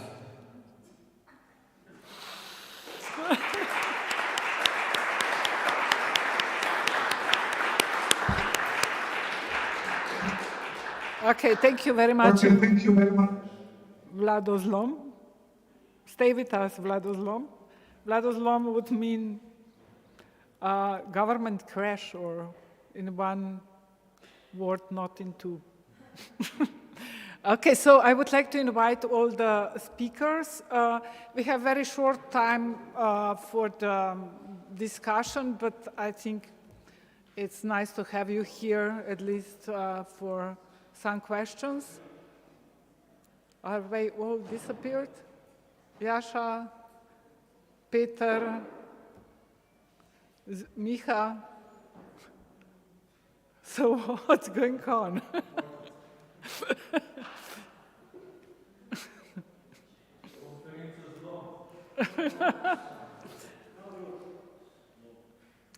Yeah, okay, Jascha is on the phone, Peter is, please. Yeah. And then we have a lunch. Nika, lunch is served already, or? Okay, okay. Ja, se prihajajo. Kaj zdaj, Peter, ups and down?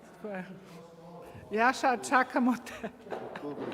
Je bilo kaj? Ja, se bomo zelo hitri. Okay, 1, 2, 3 questions. Okay. Okay, no problem. So, you know,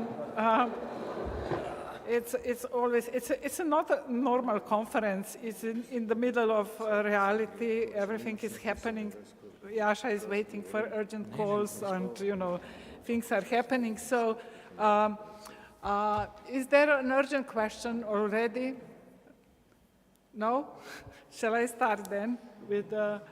Okay, so I was very inspired with Vladozlom film at the end, and I think that humor is extremely important dimension that we don't think about enough.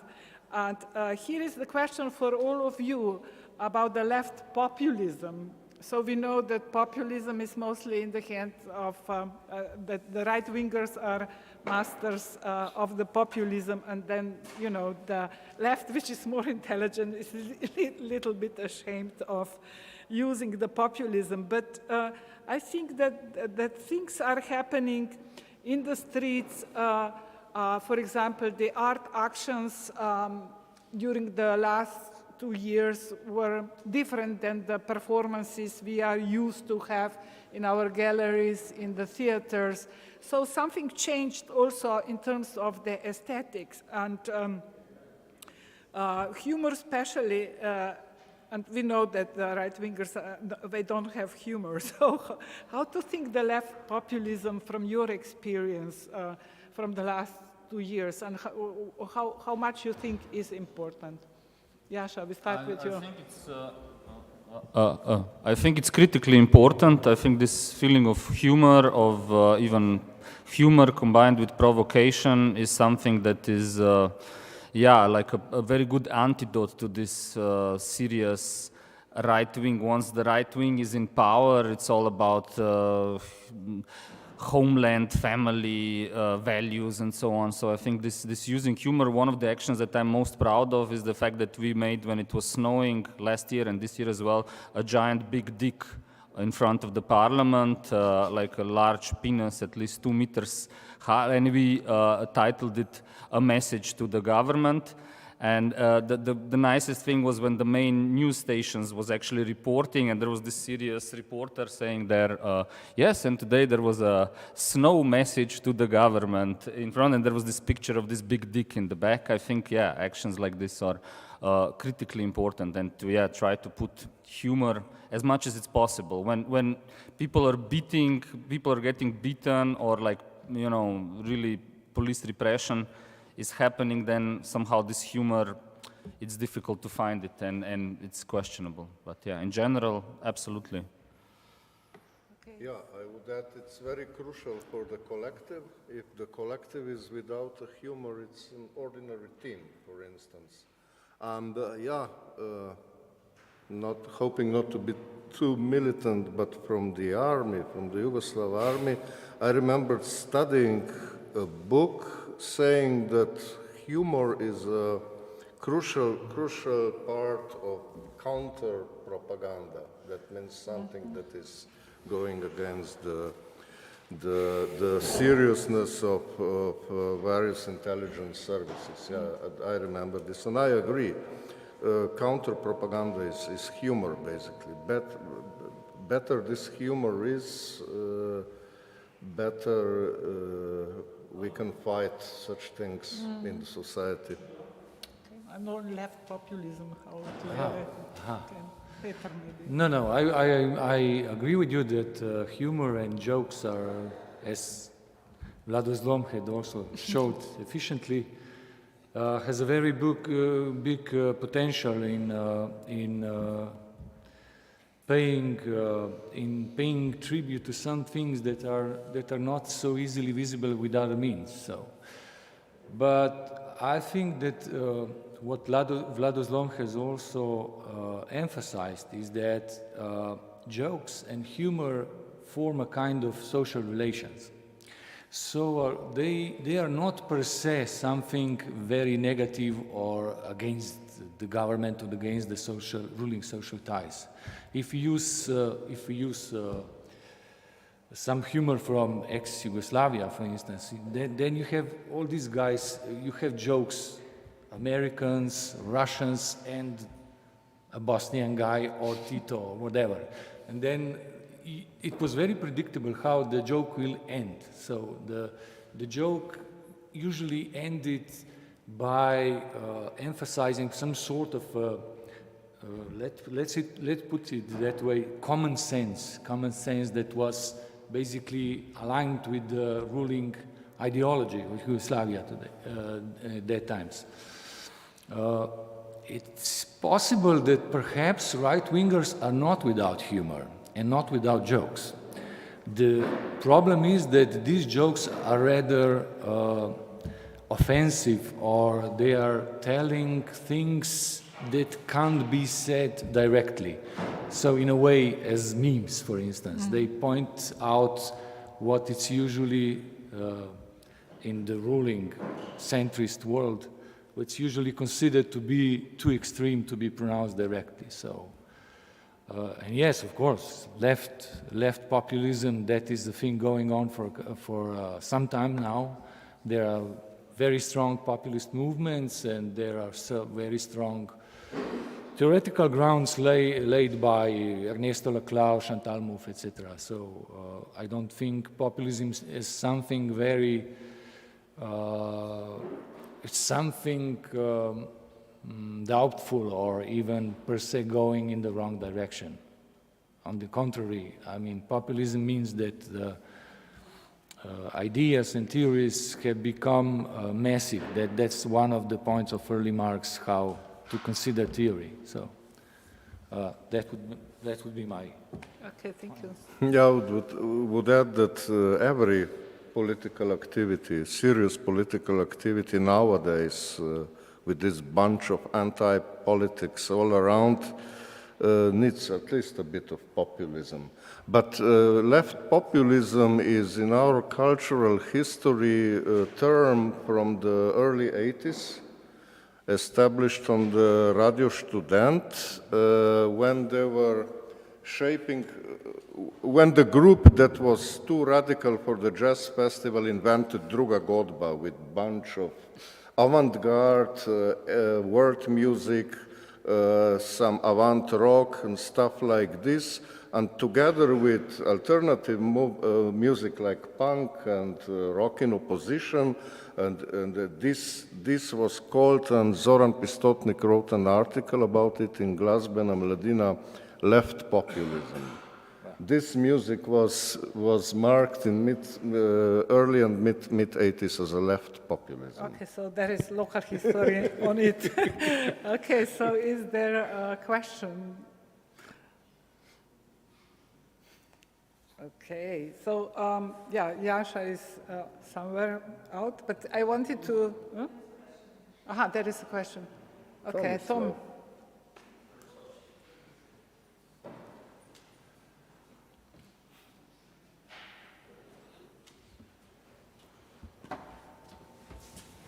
Yeah, I didn't have a particular question to ask. Rather, I just wanted to express support and solidarity. In 2011, we were protesting in Zagreb, privatization of a street, Varšavska Street, in the pedestrian zone. It was being transformed into an entry into a garage. And we held that public space occupied for over a course of half a year for a good 2 months, once in winter and the other time in the summer. And finally, when the push came to shove, they decided to move in and start the building site.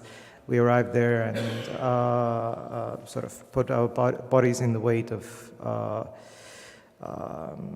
bulldozers, and they had 150 of us arrested, and they issued us an injunction that same day, letting us go from sort of police stations, that we were not to approach that neighborhood on the fine of 1,500 euros, so 150 people. And that was basically an effective curtailment of our civic rights to protest, though the protests were in a similar way sort of semi-legal from the position of the law. However, what I want to say is that over the course of time, we contested that injunction. We had a number of lawyers representing us doing pro bono, all of that, and over the course of time, the judges have actually decided that this was a curtailment of our civic rights, and this is quite crass. Like what the police here is protecting is the buildings of the government and the buildings of the parliament. So essentially, it is protecting the rulers from the people, and I just wanted to encourage you to contest and persevere, and you might not prevail in the court of law. That's always like questionable, no? Judges don't necessarily always see reason, but I think you kind of have strong reason and you should stand for it, and I hope that you prevail. Yeah, otherwise other forms of solidarity will be there, I'm sure, no matter how big the fine. Thank you.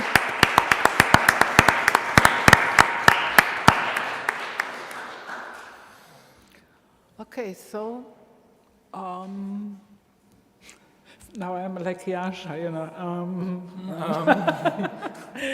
But as there are two workshops with Jascha and Micha, I would then conclude the panel and invite you for lunch. And then we continue with the panel and then another panel, and then we have a workshop.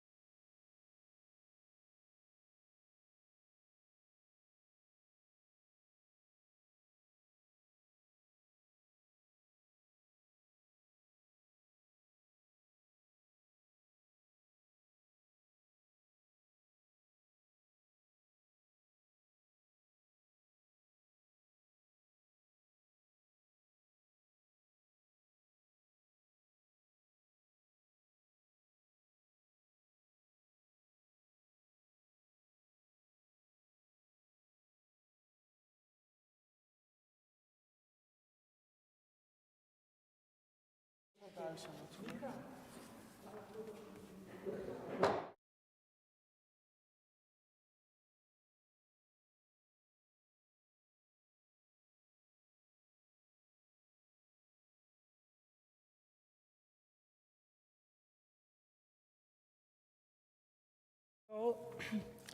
welcome back. So we continue actually this is the last panel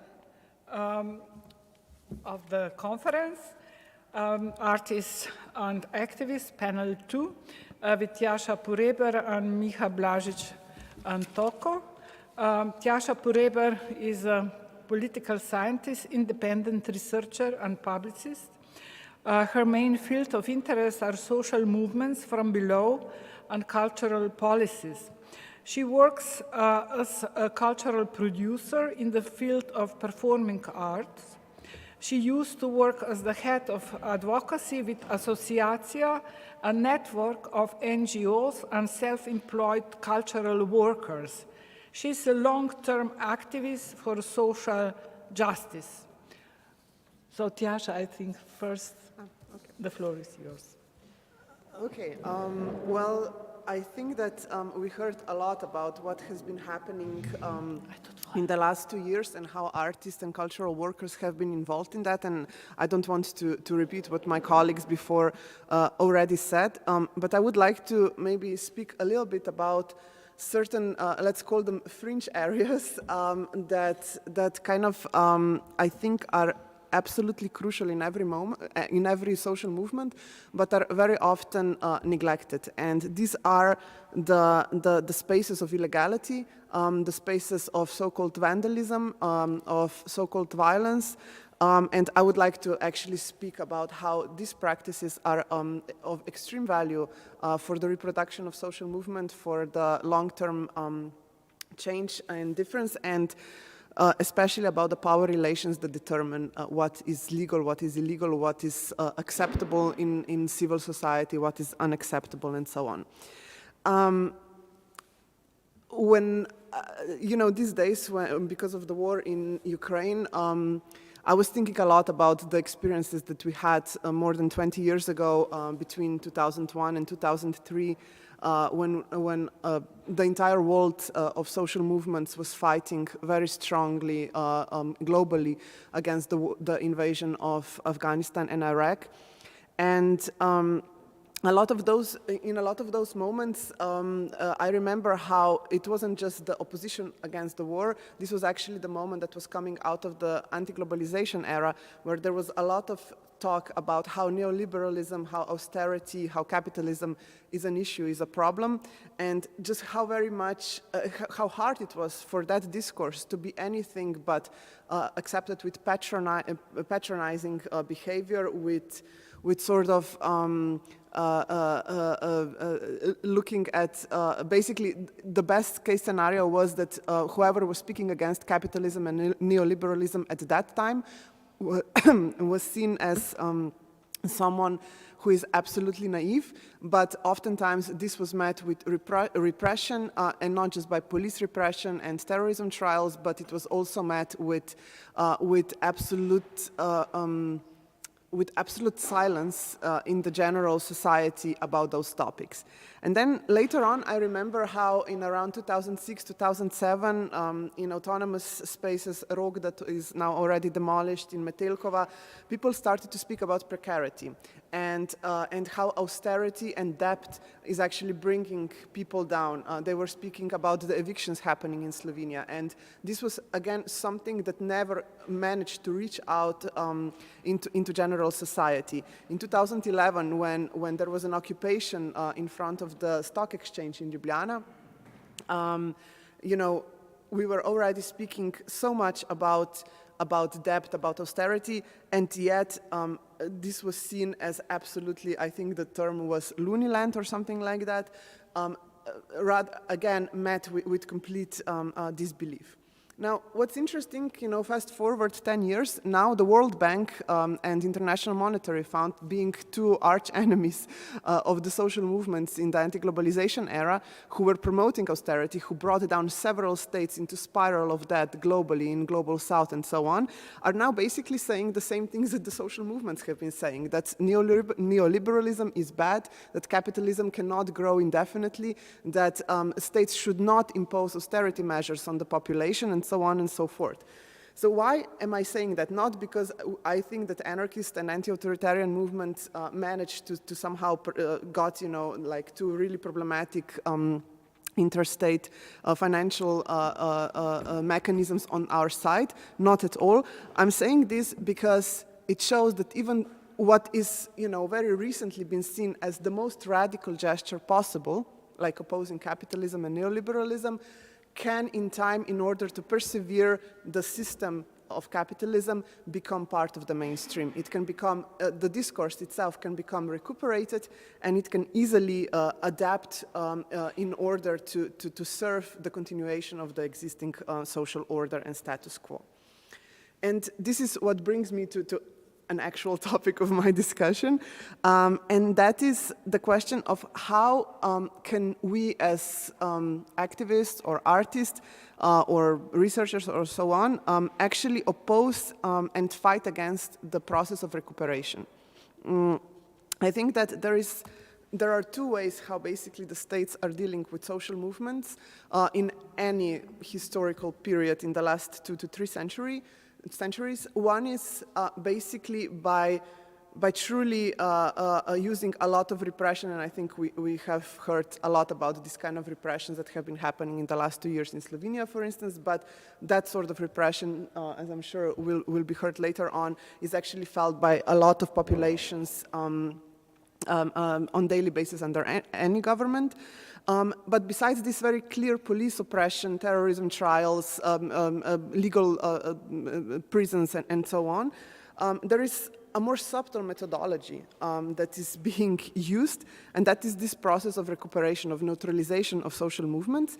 And just, as a funny thing that speaks a lot about the things that I've been saying before, after battle in Seattle in 1999, Gap, as Naomi Klein reminds us in her books, actually one of the best-selling lines of this clothing store or chain was actually basically people being dressed in black bloc clothes. So, this is another example of how easy it is to recuperate the expressions that we can find in social movements, that we can find in the streets, and why it is so important that we are trying to create the kind of situations, gestures, and methodologies of resistance that actually are irrecuperable, or at least aim to be. Now, of course, when I speak about this recuperation, I think that one of the most obvious topics how the system actually tries to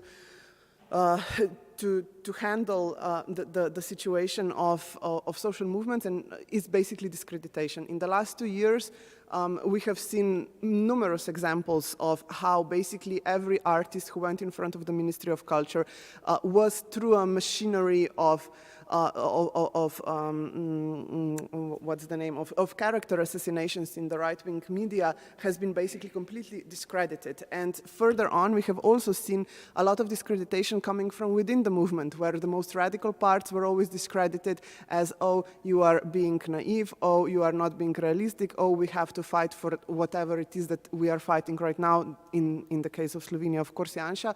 So it is always very hard for the more militant or anti-capitalist part of the movement to actually maintain their positions also within larger social discontent situations. Now, the second part of this neutralization that is always happening is by forced unification.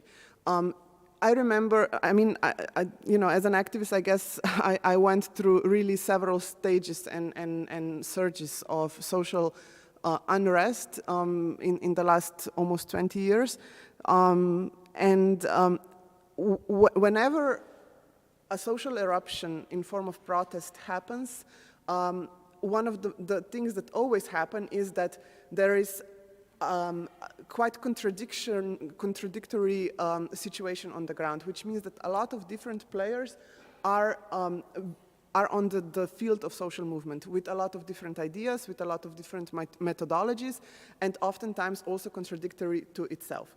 And what always happens, usually with the help of the good intended civil society and left-wing media, is basically imposing on this movement, who is very heterogeneous, that basically you need to figure out what is that one idea that we can all stand behind, because this is the way that we are going to win. And I think it's very important to not fall for that trap, because I could tell you numerous examples. Latest one, for instance, not the latest, but one of the really interesting ones, it was, for instance, in Bosnia in 2014, where the very diverse, very militant movement in the end accepted the idea that they need to formulate like 5 basically, or whatever, 10 demands, and they actually went into the process of like forming these demands, and because they went into that process, for instance, they stopped being on the streets because they were all the time in the assemblies creating those processes in the entire state. And what happened after several months, when they came to negotiate their demands, of course no one would accept them, because they lost the only power that they had, and that was the power of the street.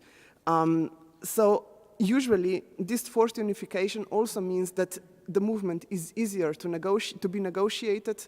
It is easier to be to be hierarchically organized with clear leaders and so on. And it loses the kind of unpredictability that is actually making such social movements dangerous. The third part of this neutralization is also, of course, creating what I would call a minimum consensus in the extreme middle, extreme center, and that basically means that you push the most militant parts of any social movements, or the most militant expressions of those movements out. So, for instance, I'm not sure, because I was a little late, if you heard about the non-Grupa, for instance, practices that some were like seen as very controversial, not only in the eyes of the law or the ministry or so on, but also in the eyes of the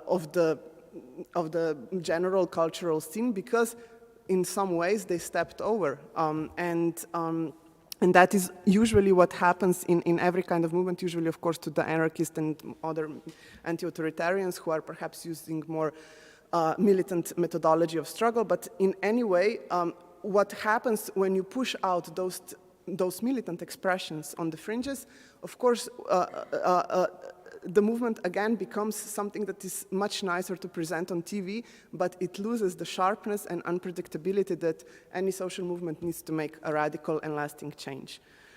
I'm not sure how I am with time. A few minutes more. Okay, so I'll try to conclude. Why? I think, because of all of those reasons, I think it's very important that whenever we are faced with something that we don't understand, with an expression that is not perhaps close to us, something that we can identify with, like when there is a radical action coming from artists, from activists, or someone who we don't know personally, I think it's very important that our first instinct as people who actually have voice in the society, who have the privilege of visibility in this society, that our first instinct is not to try to create a judgmental space in which we address those expressions, because I think that every time that something is marked as militant, as vandalism, as illegal, it means that there has been a social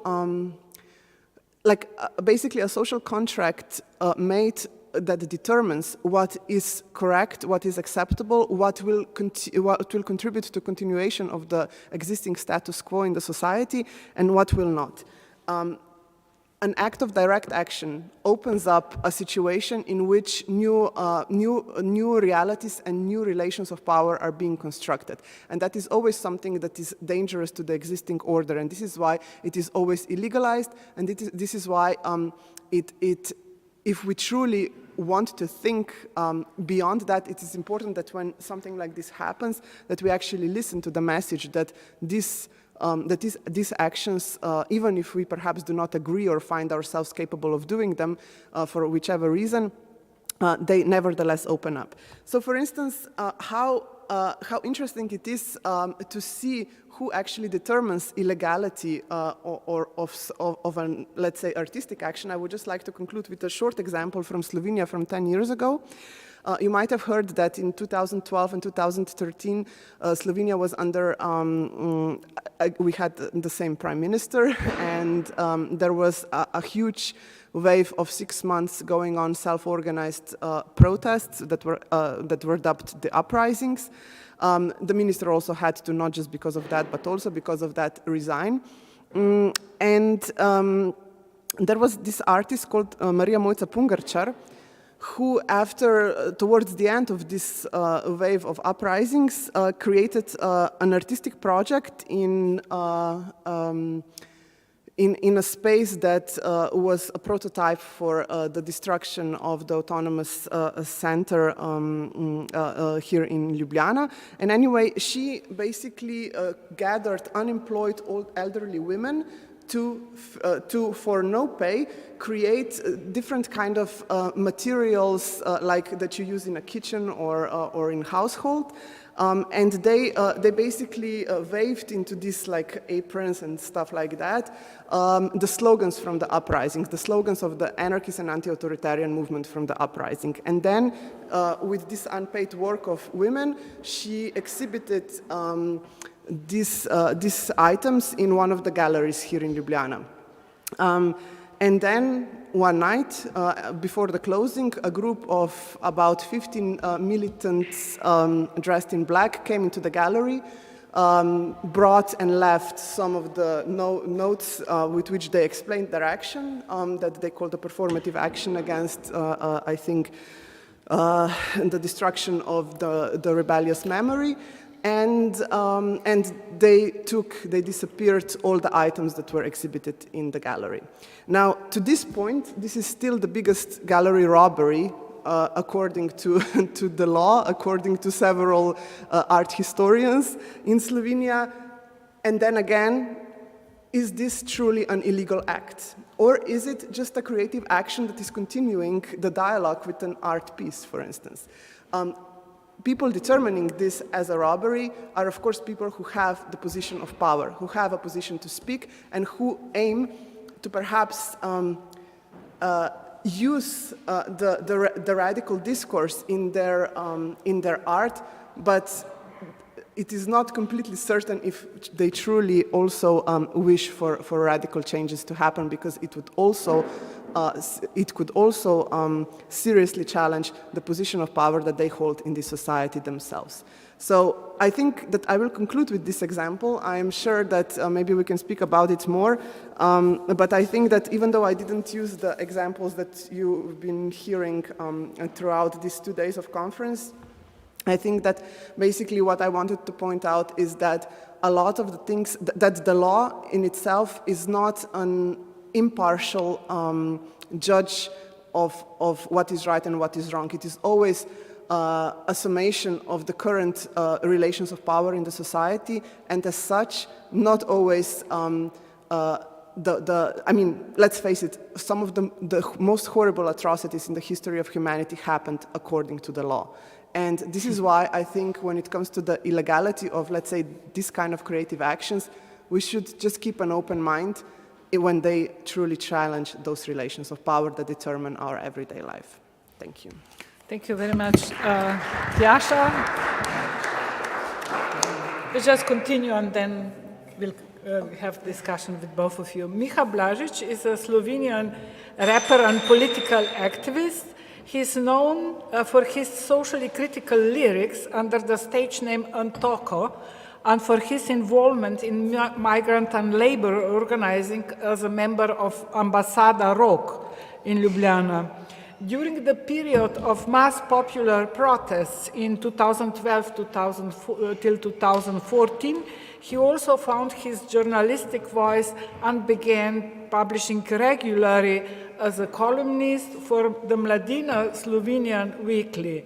In 2016, he published his first book, Samoumevni svet, Self-Understanding World. Okay.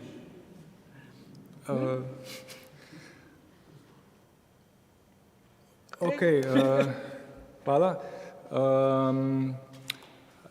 I'd just like to take, before I start, one small thread from what you, like the example you finished with. You mentioned this artist and her exhibition was part of a project which later led up to the organization involved with the destruction of the autonomous factory. So, which was completely illegal and extremely violent and in cooperation with right-wing groups.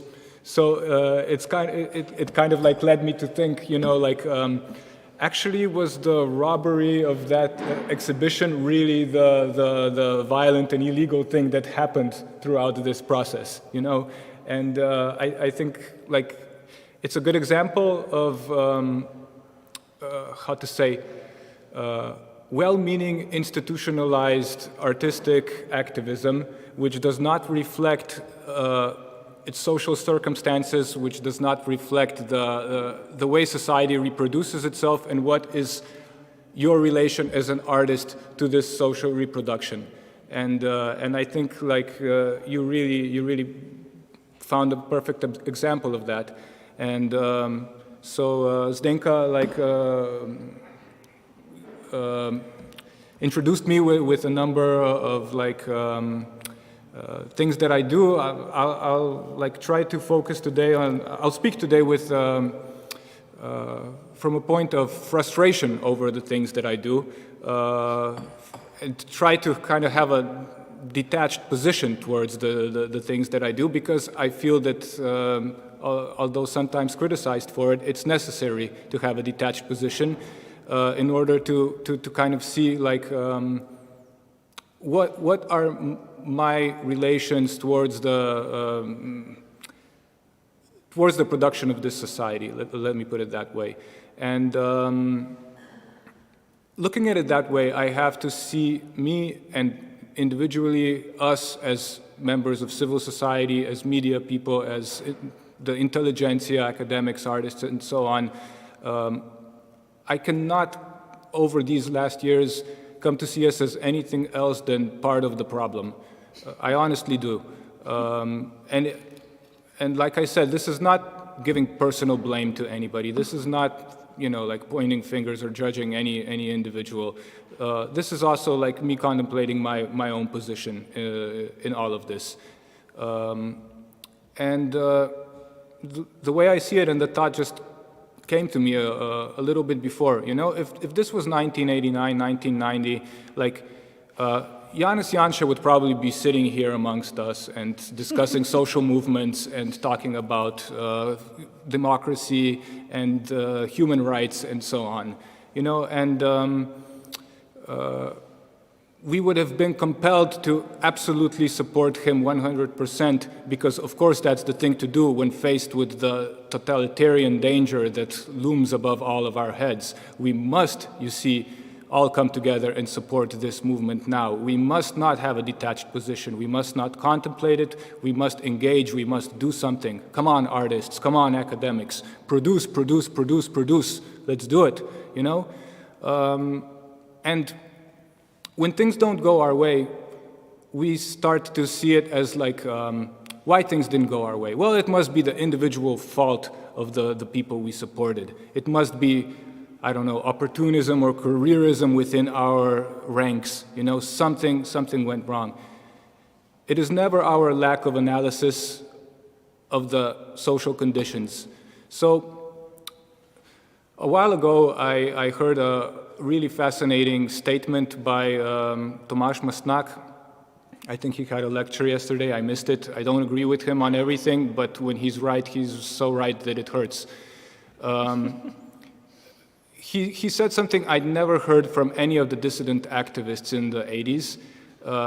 He said that, you know, something in the lines of, I'm paraphrasing, we ended up being collaborators. we ended up collaborating with the nationalists, the fascists, and the imperialists, and we started a bloody war, and we sold out the working class of this country. And we did it at the time because we had no analysis of liberalism, of Western liberalism. And, you know, I thought that's really, really great of somebody to have such a fair assessment of his role in history, you know, and at the same time, I have to say, how the hell in 1989 you had no analysis of Western liberalism, like after everything that was going on during that period. But okay, you know, I understand people were involved in like local conditions, and this was the rhetoric which had, you know, seeped into this area through Western media, through the academia, and so on. And you know, when I heard that, I think, fuck, we're exactly the same people. We're literally the same fucking people. You know, like it's we do things like repeating phrases, engaging ourselves, risking our well-being in our lives. You know, like earnestly fighting for something with absolutely no analysis of liberalism. And in this context, all of our artistic work is being done. All of our intellectual work is being done.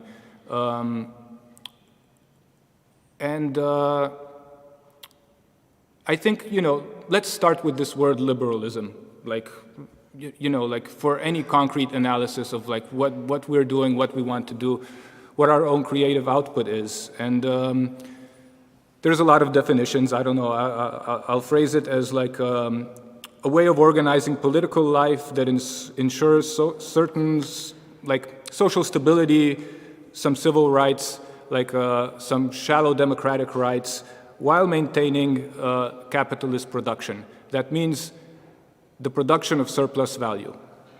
When we speak about liberalism, we see the civil rights and we see the democracy as the guiding force here. It's not. The guiding force is the production of surplus value in capitalist society. When this production of surplus value comes into crisis, and it always does by its own internal rules, liberalism is not the ideal form of managing society. It cannot sustain social order and peace and civil rights and democracy and so on. And it is replaced by something else. And usually this is a very natural flow which happens many times with the same actors. And when push comes to shove, we'll see even the most mild-hearted liberals and social democrats and socialists, you know, realizing that they need to pick up the whip and teach the working class a lesson. And we've seen it from Macron to Tsipras, you know. So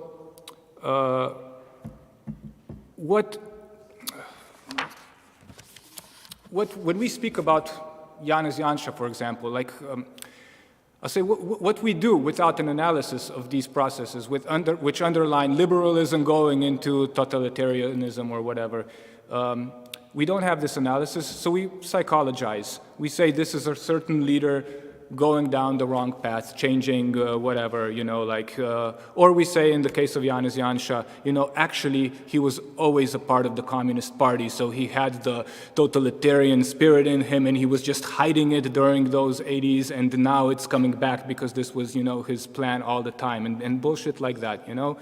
And we have to say no, that's not what happened. Janša was a liberal. And he still is a liberal. He was a liberal who was able to see the writing on the wall when Yugoslavia went through market reforms under the auspice of the IMF and realized that, okay, the one-party communist system is not the most viable way of guaranteeing like social reproduction anymore with the market reforms that we've gone through. We're heading into another direction. So, you know, I'll take up the rhetoric and political organizational forms which are suitable for managing this new economic system that we are entering into right now. and that is liberal democracy. And we ate it up. We fucking ate it up. And a lot of people got rich in the process, and a lot of people accumulated a lot of power in that process. But this process was not about guaranteeing civil rights and democracy for people. It was about guaranteeing the long-term rule of the technocrats, the bureaucrats, and the petite bourgeoisie.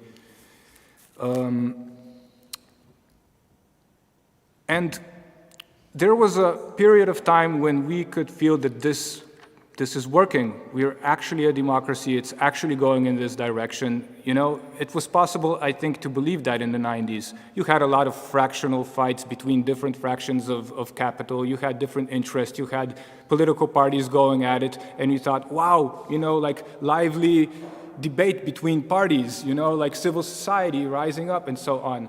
Like, there was really no major difference between them, like looking back. And the way we know that is because we had like left-right coalitions all along the 90s up to 2004. And what was going on during that period? It was the period of European integration. So there was a consensus, not amongst individuals, but different power structures in our society that realized they have to do this. You know, like the managers of state capital, the red directors, the new emerging small bourgeoisie, the bureaucrats, the NGOs and civil society groups, the artists and the unions, they all realized that, okay, we lost our previous markets, we need to like get integrated into the EU markets, and this is going to be a good deal for all of us. It will guarantee us like new markets, funding, and of course funding for civil society groups, artists, and so on. It'll be a great period of exchange and whatnot. And we had the magical period of the rule of the LDS governments, which were possible because all of these groups were consolidated inside of this power structure. And this is something we came to understand as normal politics, politics the way it's done in a proper Western democracy. And then 2007, we enter the last part of the European integration is finished, we enter the Schengen regime. Now, here's the little bit about liberal democracy that we're quiet about. Ensuring democratic involvement in civil rights inside a liberal democracy is possible for a certain segment of the population, and it's about certain issues, but it is never about labor issues. It is never about the accumulation of surplus value, of producing capital, of taking people's extra work and putting it into the pockets of capitalists. That is non-negotiable. It's never been negotiable, and this is the way the regime is set up. So, for example, during this EU integration, we had a process of, let's say, being sure that we can, that Slovenia can function as a manager of European labor inputs. So we're the border Schengen country, and you know, Janša, when he had his speech in 2007, when we entered Schengen, he said, 20 years ago in totalitarianism, they used to shoot people here that crossed the border. And now, you know, people who were looking for freedom, and now we have this freedom. And on the other side, of course, was the responsibility of maintaining the Schengen border. There was the bilateral agreements with our ex-Yugoslavian countries, Bosnia and Serbia, making sure that we'll have cheap labor from there, and managing all of these flows for European capital. This is the function of Slovenia inside the European Union. It's non-negotiable. Nobody cares. And a large part of our labor workforce living here and living abroad has no democratic rights. They can't vote. They can't decide anything. They have human rights. I don't have a lot of time left, so I'm not going to say everything that I've kind of like prepared to say. I'll skip over the details, but let me finish off on this. That like where is the confusion that we're kind of faced with today as artists, activists, academics, and so on? I really very rarely hear us speak about production, about labor, about how society is reproduced. It feels that like art lives in a sphere that is kind of like disconnected from this material reality, that democratic rights and civil rights are some abstract principle that we aspire for that has nothing to do with the way things get made and the way that this society is reproduced. So when we find ourselves hit by this, when our funds are cut, you know, when our spaces are being torn down, when we are being marginalized and shamed in society, what is our reaction to that? We say, oh, it's totalitarianism coming back. No, it's us getting hit by the same stick that a large part of society has been getting hit by up till now, but we haven't seen it because we've lived in an abstract sphere, a sphere that's been created for us to live inside, to be, you know, displaced from the actual realm of production. And this is something that in the future, when I'll have more time, I've really like gave myself too much here. But something that I'd really be interested in discussing and exploring, like something that shifted my perspective on this was reading Walter Benjamin's The Artist as Producer, and it completely changed my perspective on what the role of an artist in society is, that takes revolutionary art, or even just democracy and civil rights seriously in any way. And it's my attitude towards the means of production, of producing even myself and my own art. And Zdenka, if you will allow me one more minute, sure. I'm gonna read a small quote from that, and I'm gonna leave it at that.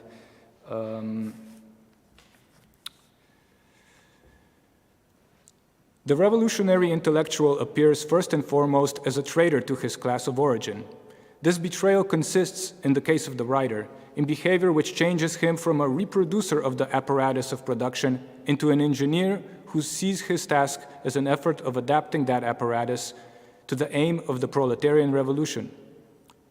That is an indirect, mediated effectiveness, but it does free the intellectual from the merely destructive task to which Maublanc and many comrades believe they must limit themselves.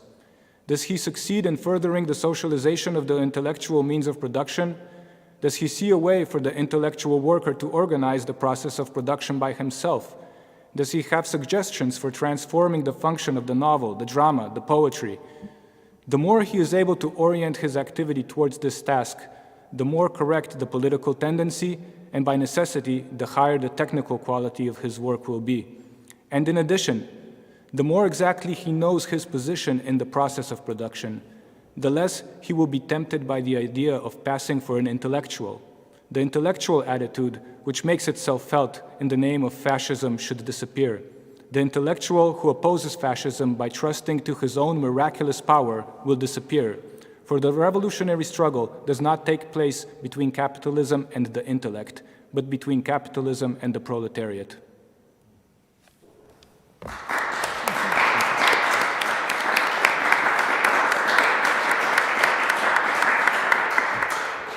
Thank you very much, both of you. It was really, many things to think about. And I think we all share, the people who are in the art world or culture, we all share the same kind of discontent. It's dilemmas on our own activities. And you, Micha, you said that art is somehow disconnected from the issues that are so important for you, as the question of society, reproduction, and so on, which I agree completely, of course. But at the same time, I see, that in the art world, even in the art institutions, there is a lot of self-reflexivity that we can't find anywhere else, even not in academic world, because academic world is slower. We can be more like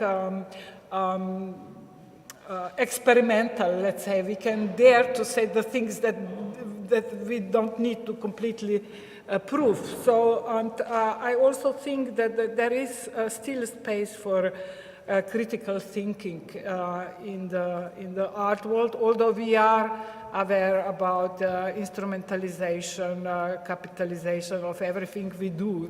We know that, the things that are very critical can become the part of the market or the dominant discourse in a night. So then there is a question, maybe the old-fashioned term criteria, how can we judge our work? So Tjaša was explaining us very telling performance that we had here in Ljubljana, which I defined as a kind of, there were actually two performances, one planned and one unplanned, a little bit more anarchistic, I would say, which I found very important. So can we talk about the certain criteria then in the frame of what we do, how to position, how to, we need some guidelines to think about what we do. Yeah, both of you then first. I'm not sure if it's the question of criteria that I can really speak of, but I agree basically with what you said, and I understand also being, working in performative arts around a lot of people who are actually trying to make meaningful art with the best intentions, I think. I can share, I can share a lot of the things that you said. But I think that one of the things that we have to put into play here is the question of privilege. Of privilege. Mm-hmm. Of understanding it, of recognizing when we have it. And thinking, so oftentimes when the topic of privilege is being introduced, it is within a framework that is not really helpful, and it's definitely far away from what Miha was just saying now about questions of reproducing, how the society is being reproduced, and basically how capitalism is a problem. And it rather falls back into what I can only describe as a complete surrender under the realization of what kind of space you are having within the capitalist system, and then just literally being completely powerless in that. And I think that's the wrong way to do it. I think that whenever you figure out that you hold a certain privilege, then if you want to break it, that you have to do something to act upon it. So for instance, creating perhaps space or daring to do more that other people simply cannot, because they might be without papers, or they might not have the same kind of access that you do. And by that, of course, I do not mean that you should continue to hold the position of power that you already have in this, but rather that you step hand in hand with people who are already struggling. And therefore, I think that, if we speak about what kind of socially responsible art or whatever it is, I would actually like to continue where I think Miha ended in a way, that, so oftentimes in art, we are talking about what can only be described as the concepts of the 80s, I think, concept of public opinion, concept of what is public anyway, thinking that you can actually influence like politicians into doing something that is right, or that you can give greater visibility to the injustice or something like that.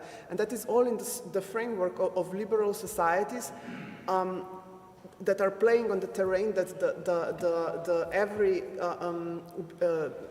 the part of the ruling class who I think we are defining as far right, electoral far right in the global context right now, has left. They have moved to a different terrain of struggle, and we are still struggling on the terrain with the old methodology that is simply not addressing the real issue here. Because I think that the historical compromise between the working class and the elites is broken. The compromise that I'm talking about is the compromise that resulted in social, in welfare states in the global north. And with these privileges of, let's say, welfare state being more and more shrink, that we are also feeling in the art intensely with all the like the cutting of funds and I think that every regime that is protecting the existing capitalist relations will become more and more dangerous, more and more brutal, and more repressive. And the answer to that cannot be in the framework of liberal ideals, because it is not the liberal ideals that are being torn in a way. It is just more clear vision of how capitalism actually works, and how, despite the fact that we might have been through the mechanism of welfare state, sort of, how do you say, like, you know, when you rock a baby into sleeping or something like that, we have been sort of made to believe, or at least some parts of our society have been made to believe, that we are what is called middle class, that can actually fantasize about having some kind of privilege and not recognizing their own positions in capitalism. And I think that, like, art world is definitely very much open to exactly that kind of thinking. And I think that going back to how the system in general works, talking about capitalism, how it works and how we can fight it, how we can connect in fighting it, in not just within our own particular spheres of where we are producing, but rather like also connecting with other people who are resisting their own conditions of oppression within it. I think that can actually like be a way of how we can create kind of greater social dissonances in the world.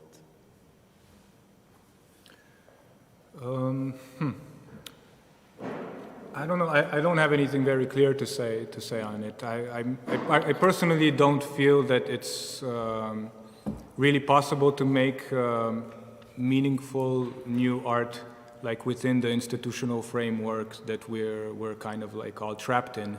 And I stopped doing it. I'm not making music anymore. I'm not performing. I make a living basically with the lowest form of earning money, that is being a political opinion columnist. And I think at one point I kind of saw like that making like all performances started feeling very flat to me. And it's not just because I'm getting old, there really was like a quantitative difference. And because also like performances of other people that I saw started feeling flat. And it came to a point where I could go to see artists and see art that was like really important and inspiring to me, and I was really, really wanting to see it. And I went and I saw it, and like I went home and nothing changed. And there was, you know, and everybody else was the same. It didn't transform me, it didn't transform anybody. Nothing can, it just kind of feels as if nothing can happen on the artistic field. It's really, you know, and it can be the most radical, progressive, I don't know what, you know, it's just like, at the end, everybody's going home, you know, living exactly the same lives they lived the moment before. And I want to take this seriously, you know, because obviously this is a problem. And again, I hadn't read Walter Benjamin yet at that point, but I kind of instinctively, like, without knowing it, started focusing more on organizing and trying to dictate the conditions through which I create, or that other people can create. You know, I felt that this is like the necessity before, like to set a different context for art is what needs to be done first, instead of just mindlessly, like as it was said in the text, like feeding the apparatus that is already set up, you know, like, here, let's apply for this next grant, we need to get through this fiscal year, let's, you know, do another project, let's, you know, like do another tour, let's organize another thing, you know, like it just sucks you in, and it's just flattening.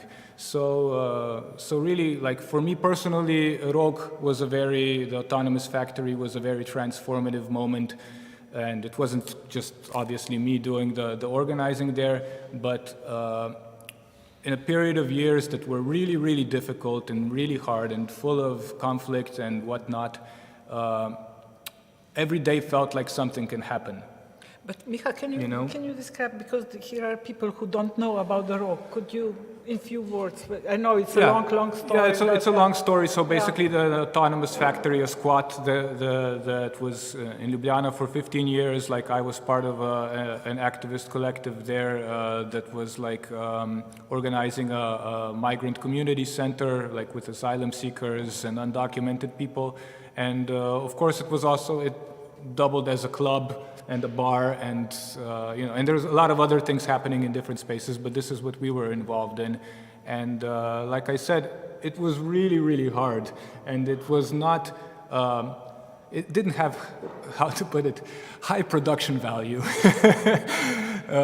It was all very squeaky and dirty, but like, honestly, I felt that like the concerts and the DJ gigs and events that like we put up there were such an eclectic mix of like different working class inputs, like really improvising from nothing to make something that like for me it was impossible to live a cultural life in Ljubljana outside of that. And of course nobody in Ljubljana gave a fuck, like we were never picked up by any media or any, it was, or the academics or nothing, it was completely, we were holed out of all of this, and maybe that was a good thing. But it gave me a taste of, I think, the need to organize your own conditions through which you can create. And that means building something. And this was like a tiny, small, boutique thing. I'm not saying this is something that has social effects.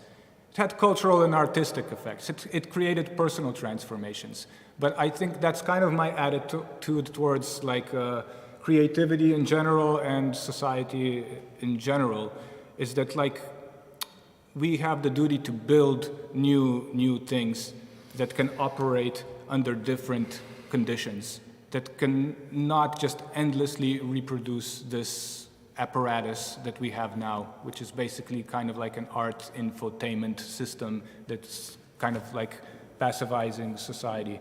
And again, as a self-critique, I have to say that I feel that like our generation hasn't built anything, and anything resilient. And what I'm seeing is like this capitalization, of everything getting institutionalized, of everything getting sucked into this apparatus, of everything becoming homogenized, while maintaining the language of a radical break, of, extreme equality and solidarity and whatnot, without the conditions for it, of course. So it's a career path, but it's not a transformative thing. And again, like we started with Rog as a good example, and I think it's fascinating that, this was the place that got torn down, again, by a left liberal mayor in cooperation with neo-Nazi thugs and hard-right police force. And now there's a cultural center being built there. And you can just see, go look at the names, like our civil society elites are lining up to have their little offices in there to do their radical social change programs, again, with zero reflection of the conditions of their work that allows them to be there, And this is, and I'm not blaming them. I'm one of them. I'm maybe a third generation of like these 80s people who got sucked into like this institutional whirlwind. And it's just, I don't know, it's good to reflect this, I'm not saying I have a solution to it, but I feel that we need to build things. Jascha, I think you raise your hand. Maybe can you come here, but this is because of streaming.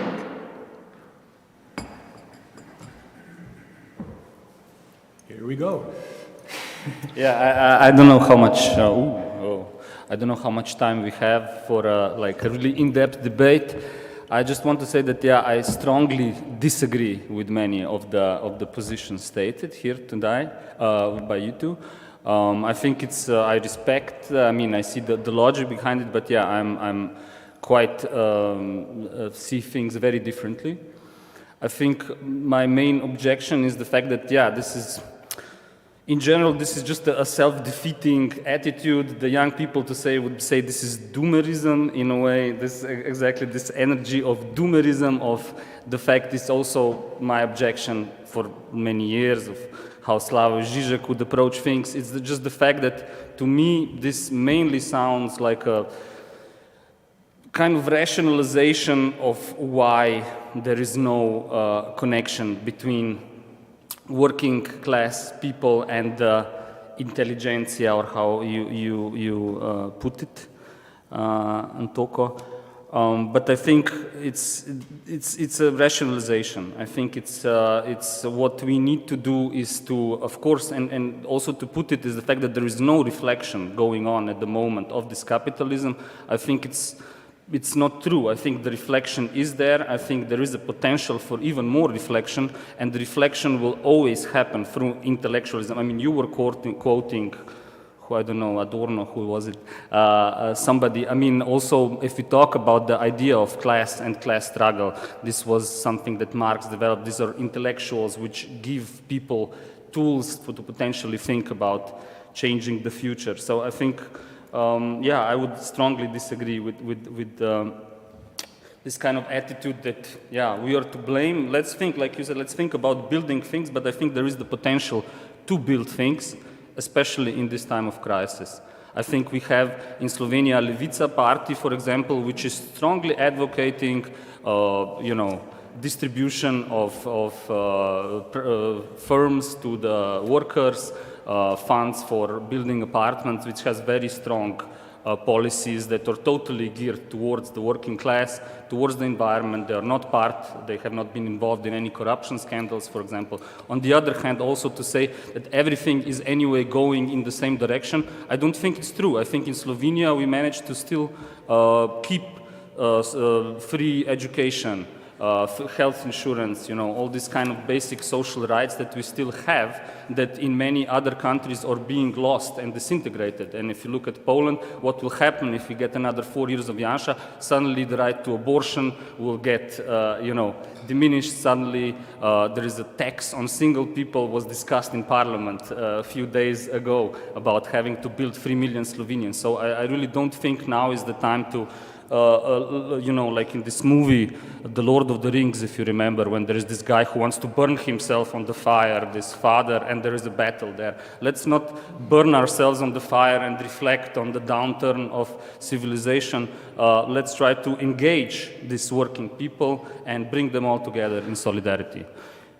That's what. Okay. So the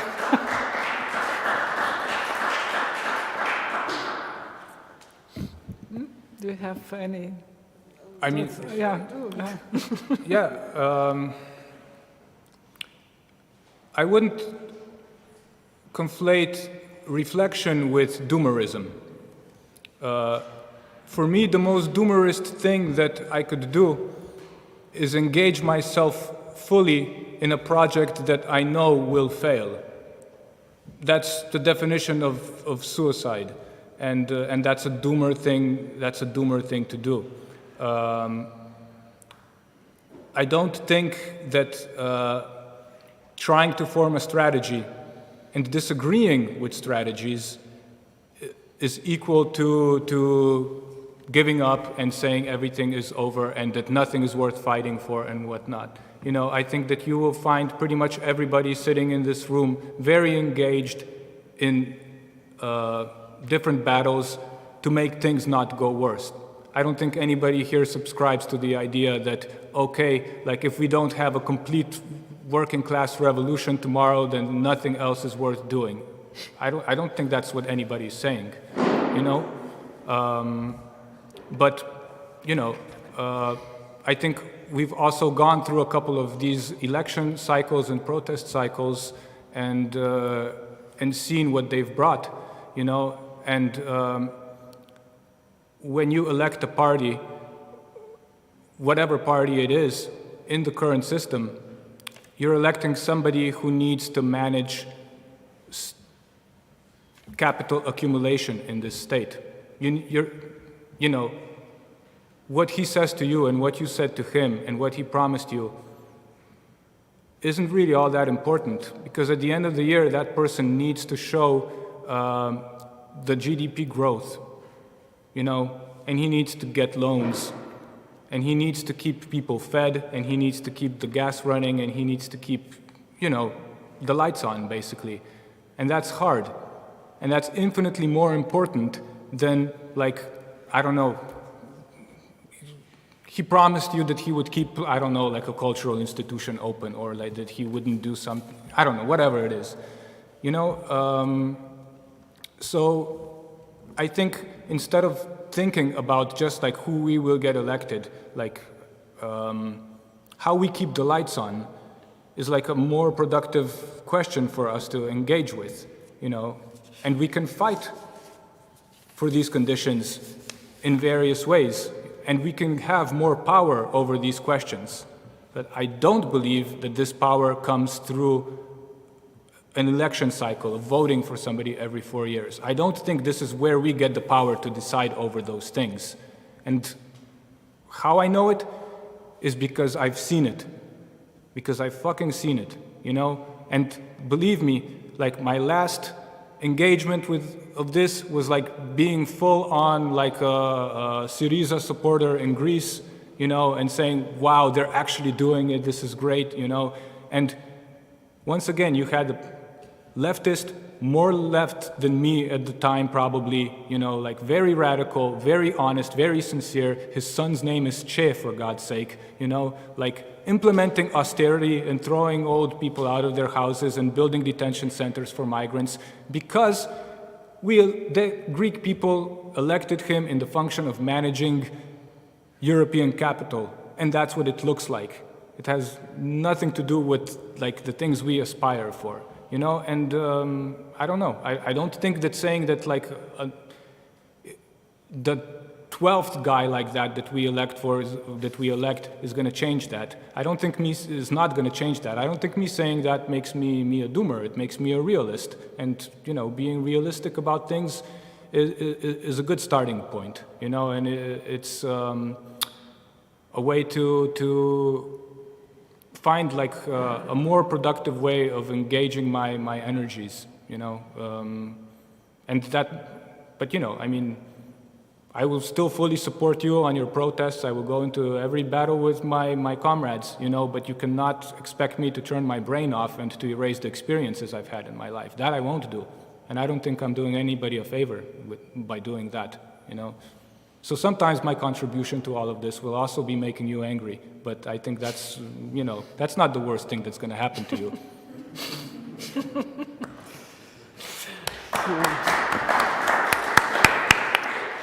If I can add a couple of things as well. You know, unlike politicians, revolutionaries only have to win once. And the capital, you know, the logic of the capital is more, and now, creating a constant crisis mode, constant crisis management, and constant urgency. That if something doesn't succeed right now, tomorrow, like we are doomed.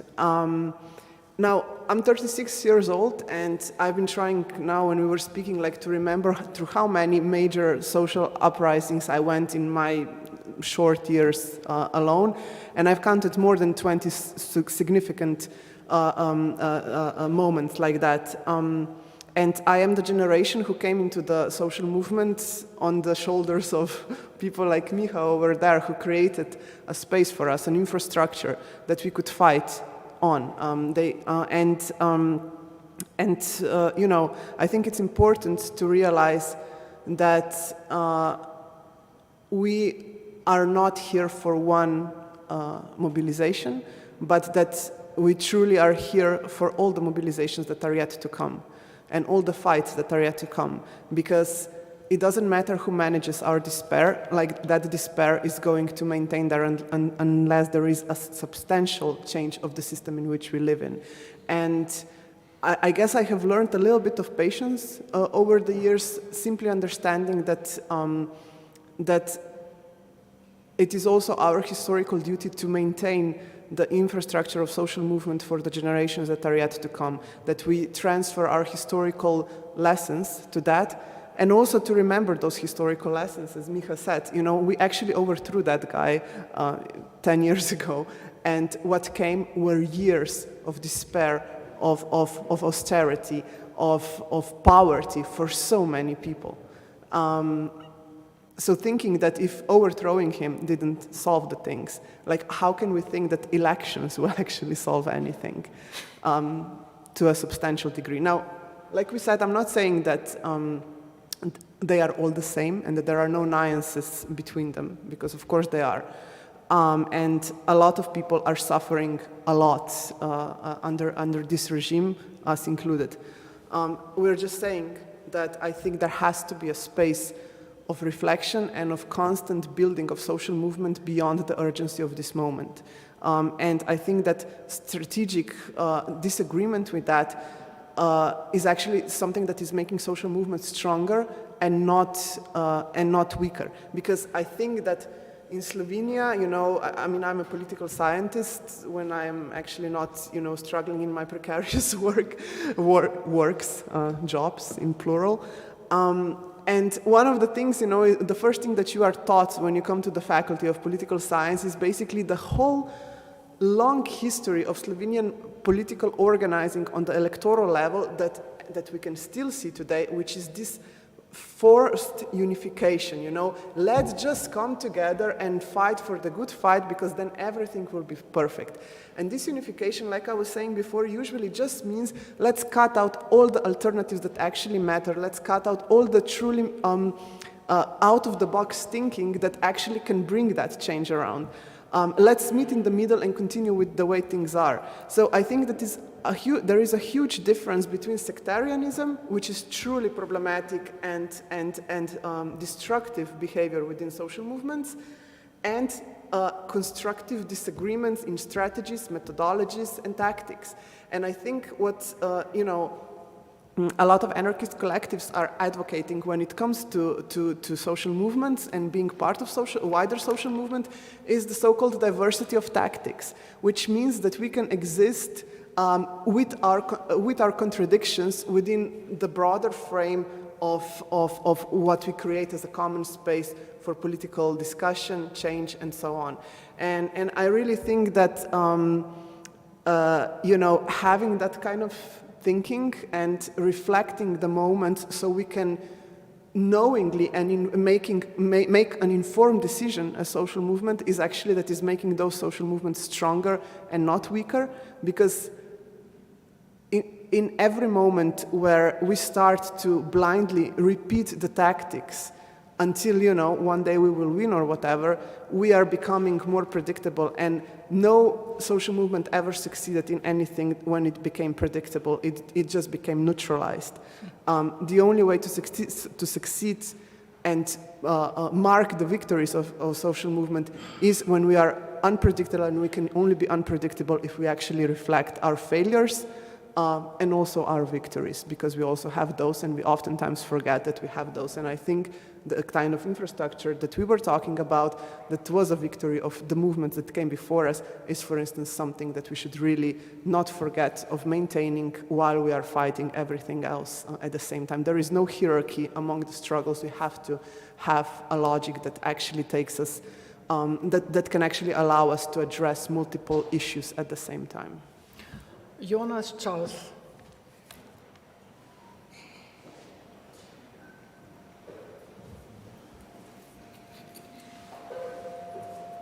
Yeah, thank you for your presentations. I was thinking, being partially involved in Greek politics, I have to say that during this last pandemic, we would have really prayed for Syriza to have been in the government and not New Democracy that took it as an occasion very similar to Slovenian governments to push to undermine independent judiciary, monopolize the media, ban protests, ban the presence of journalists during electoral processes under the name of health security measures. And I'm not a Syriza supporter, but it would have made for a lot of people. And all the people that were evicted and all the refugee squads that were banned from Exarchia, it would have made a real difference. And maybe Syriza itself is an interesting example of another reading of the Syriza victory is that they didn't fail, but that they were too successful.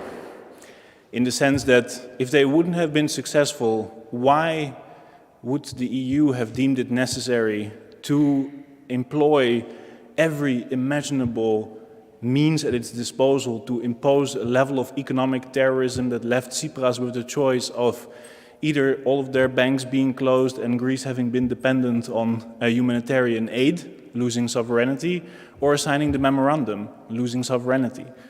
It's a little bit, I had to think in a smaller example of the previous some of the images that were shown this morning about the protests, where protesting the constitution in front of the Slovenian parliament leads to this ridiculous overperformance of power to beat up the person speaking a minor truth. Or despite everything, all the critiques we can have on the legal system and the inheritance of the legal system, and it's like this. It's successful in the sense that it shows the overperformance. It provokes the overperformance, the overreach, the overacting of the state. And sometimes I think that this is maybe another way of rephrasing some of the way that we relate to our history. That the difficulty is not that we're not tormented by the failure of the left, but by its successes. Because why otherwise? Like, did they kill all of our leaders? Like, why did they bomb Allende out of his parliament? Why did they shot Lumumba? Why did they shot Sankara? Why did they impose all of the austerity and all of the blockades and all of the economic sanctions every time? Why? Because we're dangerous, because we are successful, because we actually speak to common cause.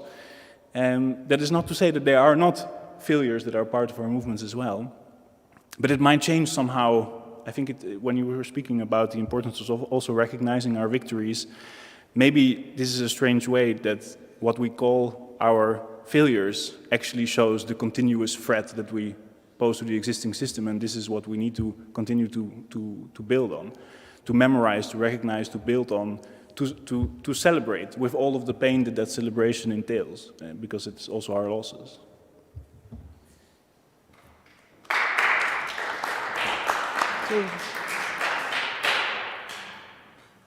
Yeah, thank you for that contribution. I agree wholeheartedly with you, absolutely. You know, and in the same way, I would, believe me, very much prefer to have like a left liberal government in Slovenia than I would prefer having this government. I don't think we have a disagreement about this. And if I say it's nuances, they're important nuances. And you know, like, yeah, I'll go and I'll vote for the left party. I'll tell my aunts and uncles to do it. You know, I don't have a problem with that at all. What I'm saying, the thing I take issue with is electoralism as a social movement strategy, and that's a different thing. So, like, on the one hand, we can say yes, it was a significant victory that Syriza was able to get even as far as they did, and it would be better if they were in power now, you know, than what you have, but they're not, are they? And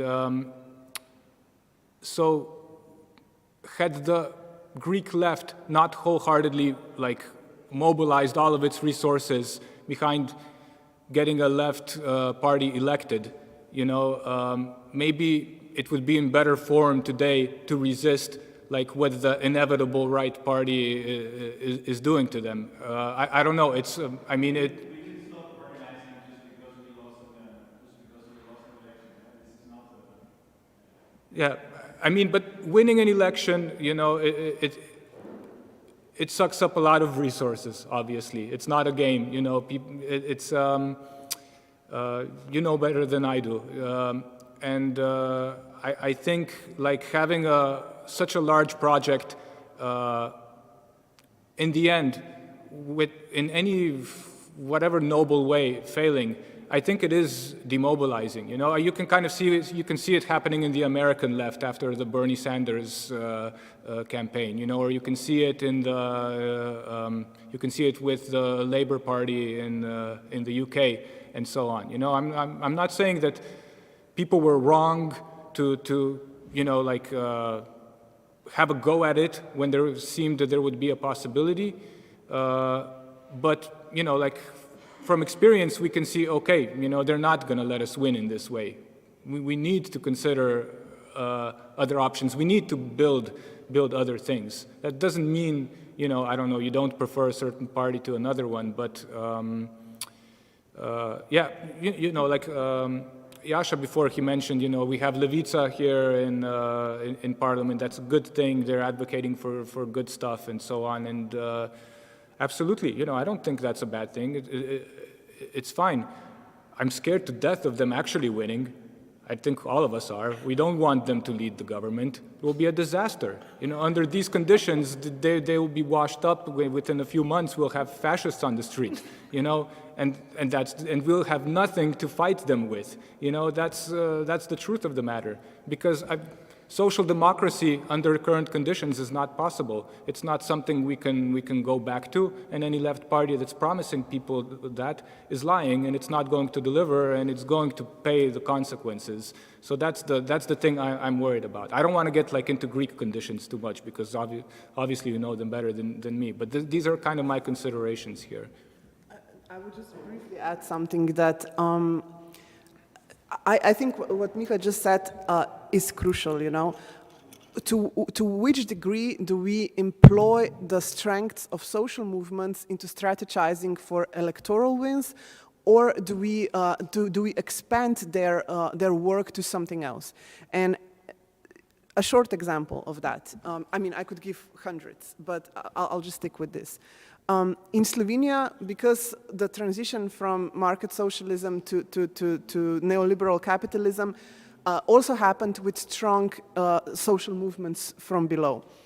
And those social movements actually left a lot of infrastructure and maintained throughout the period where in a lot of Eastern countries of the Eastern Bloc or a lot of the Yugoslavian countries basically left complete devastation of social movements because they were literally all they were vanished, disappeared. I think that actually makes a huge and important difference, because wherever, like in let's say in Hungary or in Poland and like in Croatia and some other places where a lot of the efforts of the social movements kind of transformed into the efforts of the so-called civil society and electoral options, that is NGO sector and political parties, and also relatively strong like art institutions and so on, that were spaces of important dissent and so on, but were very easily destroyed by the recent move of the electoral far right. And why? Because they were dependent on the system, and because all the energy of the people actually went into maintaining those institutions rather than maintaining a strong social movement. Like that, for instance, didn't happen in Slovenia.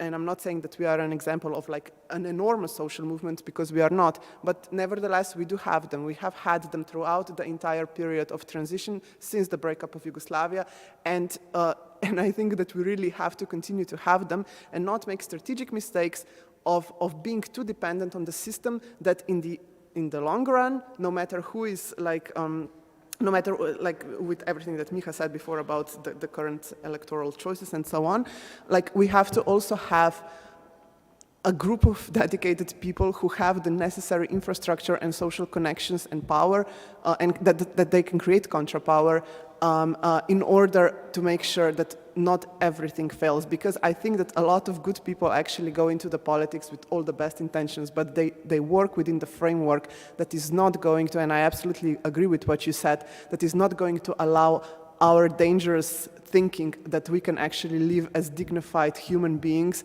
to actually come in place, because that is in direct contradiction with how capitalism works, and no one is going to willingly give us that. I think that everything that we ever got was through a very brutal social struggle, worker struggle, or any other forms of struggles.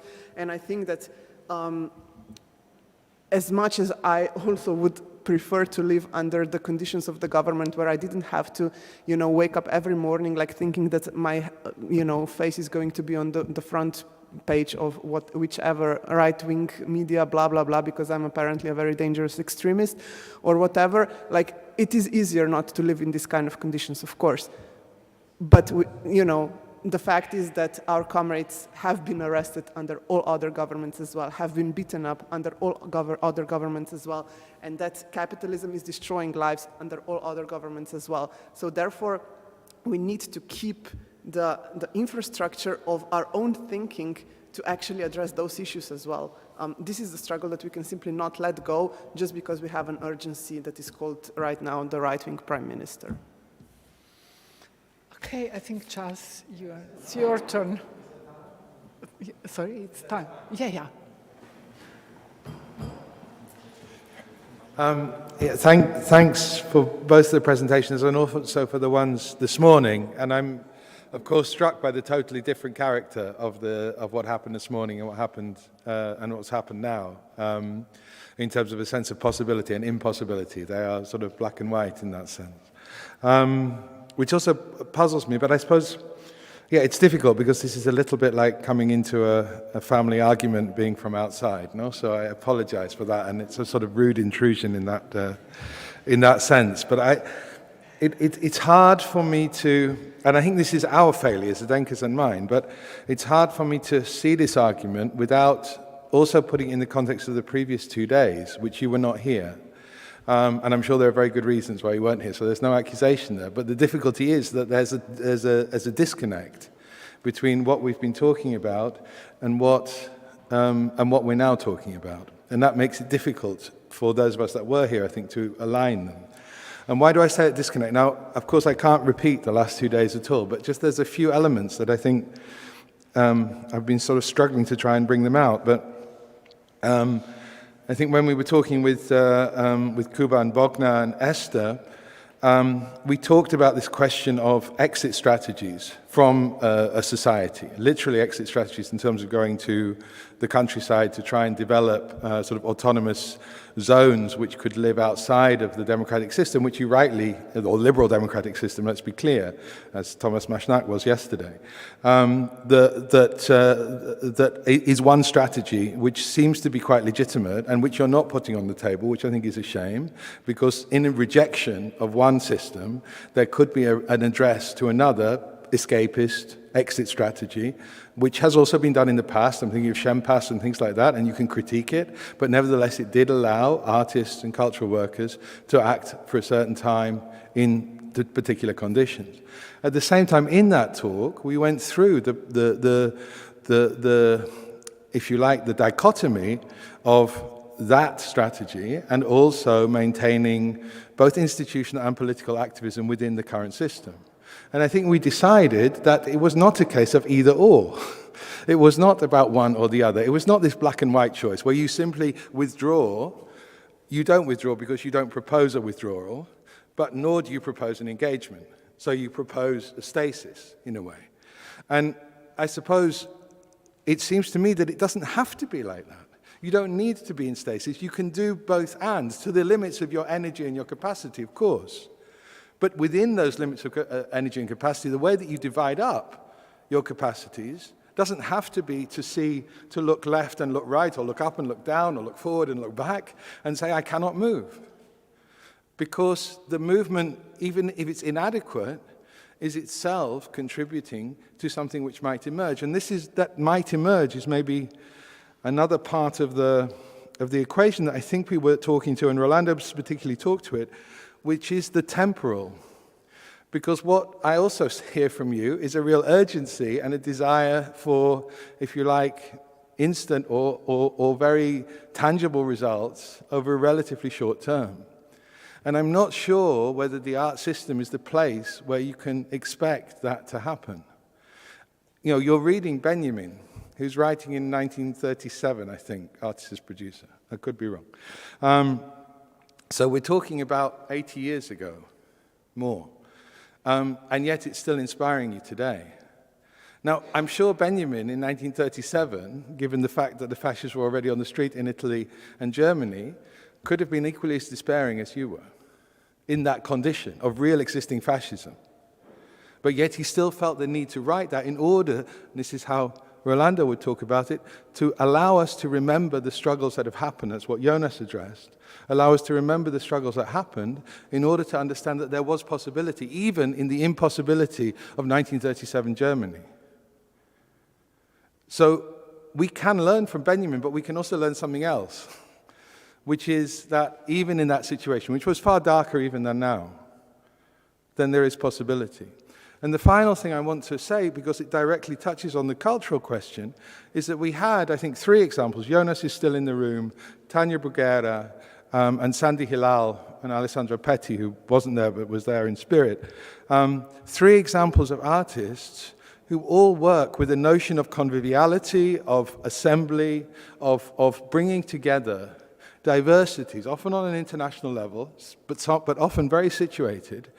I was in a space which Jonas has developed for the institution that I work in, where we had the Kurdish women's movement and the Zapatista women's movement together, connected, talking, creating possibility for that moment. Now, we don't know what's going to happen about that, but it was an inspiring moment, that meeting. And it was a moment that made the idea of the despair at least seem to be a little bit self-indulgent, given the pressure that the Kurdish community or the Zapatista community is under.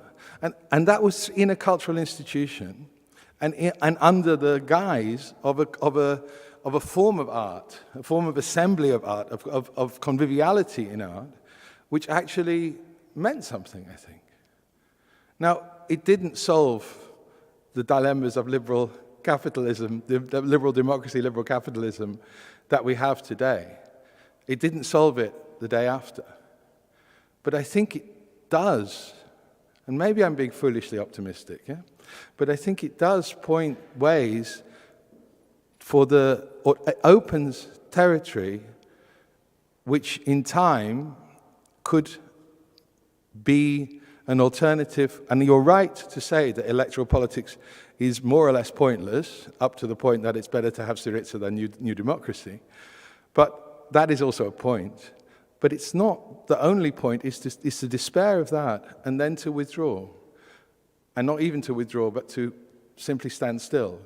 And I think that process, and I think that some, and you have to be very picky, but some artistic strategies are actually worthwhile taking seriously, apart from your own experience, and saying, yes, together, in conviviality, in assembly, there is something that can be done here. So I want to convey a certain sense of possibility, which I think we heard this morning, and I really want to stand in solidarity with the people this morning, and at the same time try and convey that sense of possibility that, for all its contradictions, can still exist within an art realm.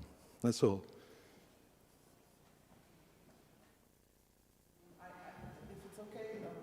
Just very quickly, because I will have to go back to my precarious life, unfortunately, in 10 minutes to continue rehearsals. Yeah, maybe one of the things that was not completely clear from our examples, but and I don't feel very comfortable saying them, because I do not believe that we are activists for our CV that we walk around with, but we actually come from a movement, from a social movement, anti-authoritarian, anarchist, and migrant solidarity movement that started the protests that Jascha was talking about before, that organized a Zapatista journey in Europe and here in Slovenia, that just 1 week ago organized the only assembly against war in Ljubljana, that 2 days ago, on 8th of March, 3 days ago, was brutally beaten by the police because they demanded, and because it went on the streets in a militant way, thinking that feminism can still be a threat to all the patriarchy. So to say that we are, and also what I think is really important, we are also part of the still existing infrastructure of the social movement, squatting and keeping other autonomous spaces open. So to think that just because we are critical of the blind need to unify against one movement strategy, that equals with the inactivity is perhaps not a complete fair assessment, although I do not blame you because I do not think that we entered this discussion like with revealing what we do in our time, so that's fine. But I think it really shows what we were talking before, that we do not take time and space to critically and brutally reflect on the strategies and where they are taking us or not.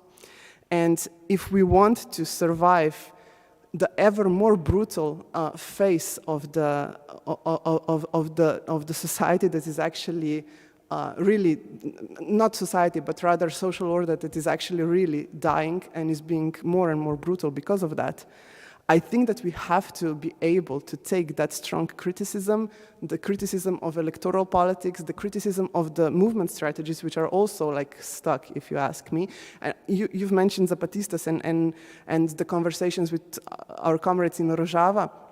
I think, for instance, like one of the things that we got from their recent journey to Europe was exactly that as global social movements, we have come to a point where we need to think seriously and hard and deep about new strategies because the old ones are not working anymore. And as the Zapatistas say, the storm is coming and we are not prepared for that storm. And I think that conversations like that, as brutal as they might seem, and as family pathological as they for sure are actually preparing us for that storm. They are giving us the kind of commonality that you're talking about, that I also absolutely agree is crucial. It's bringing us together so that we can be stronger and more dangerous to this existing order that is bringing so much despair to this world and oppression. And now I'll have to go. I really apologize. Go.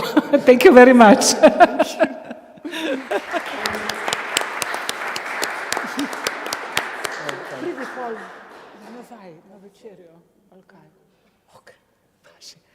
Okay, so it's no, just by, okay. So if there is no other question, so we have to start with the workshops, and I think I actually have a practical proposal. As some of our guests already left, especially the guests who are not from here, so they had to leave because of their flights and I don't know what. So the groups are smaller, and I have an idea and a proposal, if it's possible somehow to join the groups. Yasha, Micha, would it work? But you will fight then.